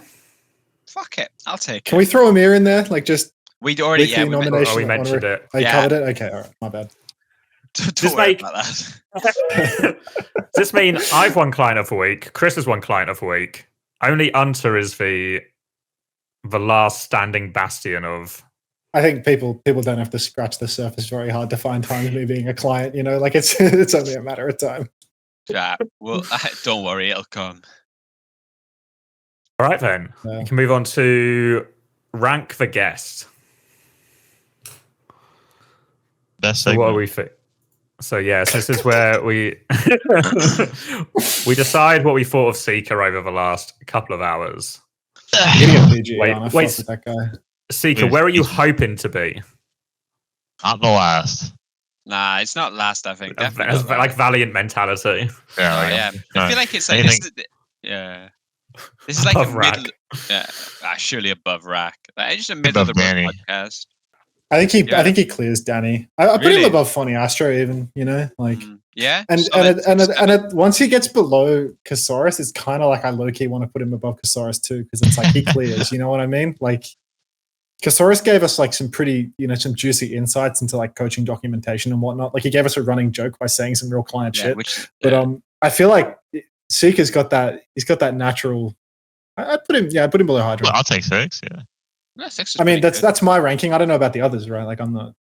Yeah, I think it seems reasonable. I think I do enjoy the fact that when Kasaurus goes and does like a stream or anything, or he does like a Q&A, people ask him about the coaching documents now. So like I do enjoy that aspect of it. Yeah, like he did a Q&A about Toronto. Like his first Q&A about Toronto where it was like brand new roster, the most money spent in NA. I'll answer all your questions about my roster. First question, can you tell us about the coaching documents? That's good. We're having a very positive impact on the scene. Yeah. But yeah, no, I think I'm happy with 6. Take it. Let's do it. Leighton clears though. That is untouchable, right? Like, if he got traumatized. Like, he was traumatized on the podcast for 3 hours. Like, I can't. 3-hour trauma dump session. Like, just I can't top that. Not many people ever have beat those that episode. experiences. We never beat it, right? Like, this is what we say about loads of episodes. We thought out about the Gator already. Episode, and then we thought out about the Gunba episode. Yeah, but and we now, know, right? There's nothing which can beat that. We're actually out of people. You know, this is the last Uncoachable episode. We didn't want to announce it until now, but Uncoachable's over.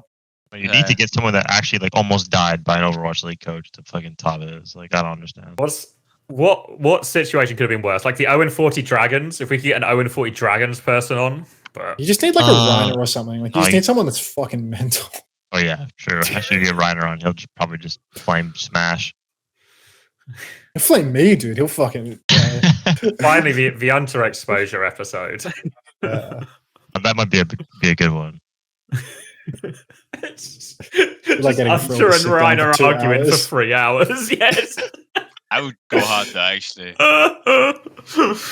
Maybe what we need to do is we need to start like a debate podcast form where we actually bring 2 guests on who are like the Hydron versus Gunba would be the optimal one, and we just kind of like gaslight them into fighting, like a fucking animal fight. We're going for like UFC 2 or something. Like, it's actually insane. Or we do like a Jerry Springer thing in where we have Punk on, and then we don't tell him that Laurie is also coming on, and when we like bring Laurie out from behind the curtain and they can talk through all their issues. I also thought that like a natural progression is to turn this into like a dating advice podcast where we like take like people from like Overwatch League and then match them with random other people who play Overwatch and just try to like pair them up like a dating show. I feel like that's like a natural progression. That's the natural progression. Yeah, because it does so well on YouTube. Like any of these, like you've seen all these podcasts where they just get like men and women on and they just like argue about all these things. It always just does numbers. So I feel like if we tie Overwatch into that, I feel like there's just unlimited. Luke has already done it, no? Doesn't he already do a dating show? Does he? A dating show? Yeah. Fuck. Yeah, Luca clears you in every content idea. Yeah, honestly, just give up. Actually, You should have done it on Valentine's Day. That's true. You guys missed your opportunity. Comes and goes, Like, you know? You could have like a Max special. Like just These guys are both like married, you know? Like it's. And you could have done something, Max. Like, you could have just. Yeah, true. Like, Yeah, you're actually the bachelor of this one, right, Max? Yeah, we should do that. set up Max. Get a different, like a 30-minute segment every episode where we get on some sort of like we get like and you do like a first date. I mean, look, if there's any baddies watching Uncoachable right now, I'm 26 years old. I'm basically unemployed. I live with my mother. Like that's pretty much my dating profile right now. So if any baddies are watching, hit my line. Do you think any women watch this show? Like probably 2. The metrics I get on YouTube for like my audience share is 98% male, 2% female. Well, if you're part of that 2% and you want to come We're on, looking for the 2% right now. We'll help you Riz with Unta next week. Just drop us a DM. We'll make it happen. Okay. You can shoot for the 98% too, Max. Don't be scared. Yeah, true. Yeah, man, I'm flexible. I'm gonna be honest. Yeah. You know what? If you're like a dude, you're kind of dumped up or something. Like you can also hit my line, I suppose. But you know what? 2% made me laugh this week. When you go on the Korea OWCS thing and you look at there's always the share of players at the bottom, and it's 98% Korean, 2% Saudi Arabian. Majid is for 2% in South Korea. Yeah. Shout out Majid. He's living his best life. Fucking just chilling the whole year, going on a paid vacation. He's going to get him on, actually. Not as easy to. Majid is a hard guest to lock down. He's very not busy. as easy as you'd think, you know. I asked him to do an interview, and he said, "I'll think about it." And then he said, "No." Fuck. We'll see you tomorrow, or we'll see you next week for the dating show. Yeah. Get those applications. Look at this man in the bottom left. This man, he's. Ladies, you could do worse. Really, you really could do worse. Not much worse, but you could do worse. Can we call the episode? I want to eat. All right. I'm already doing it. Uncoachable episode 12. 15.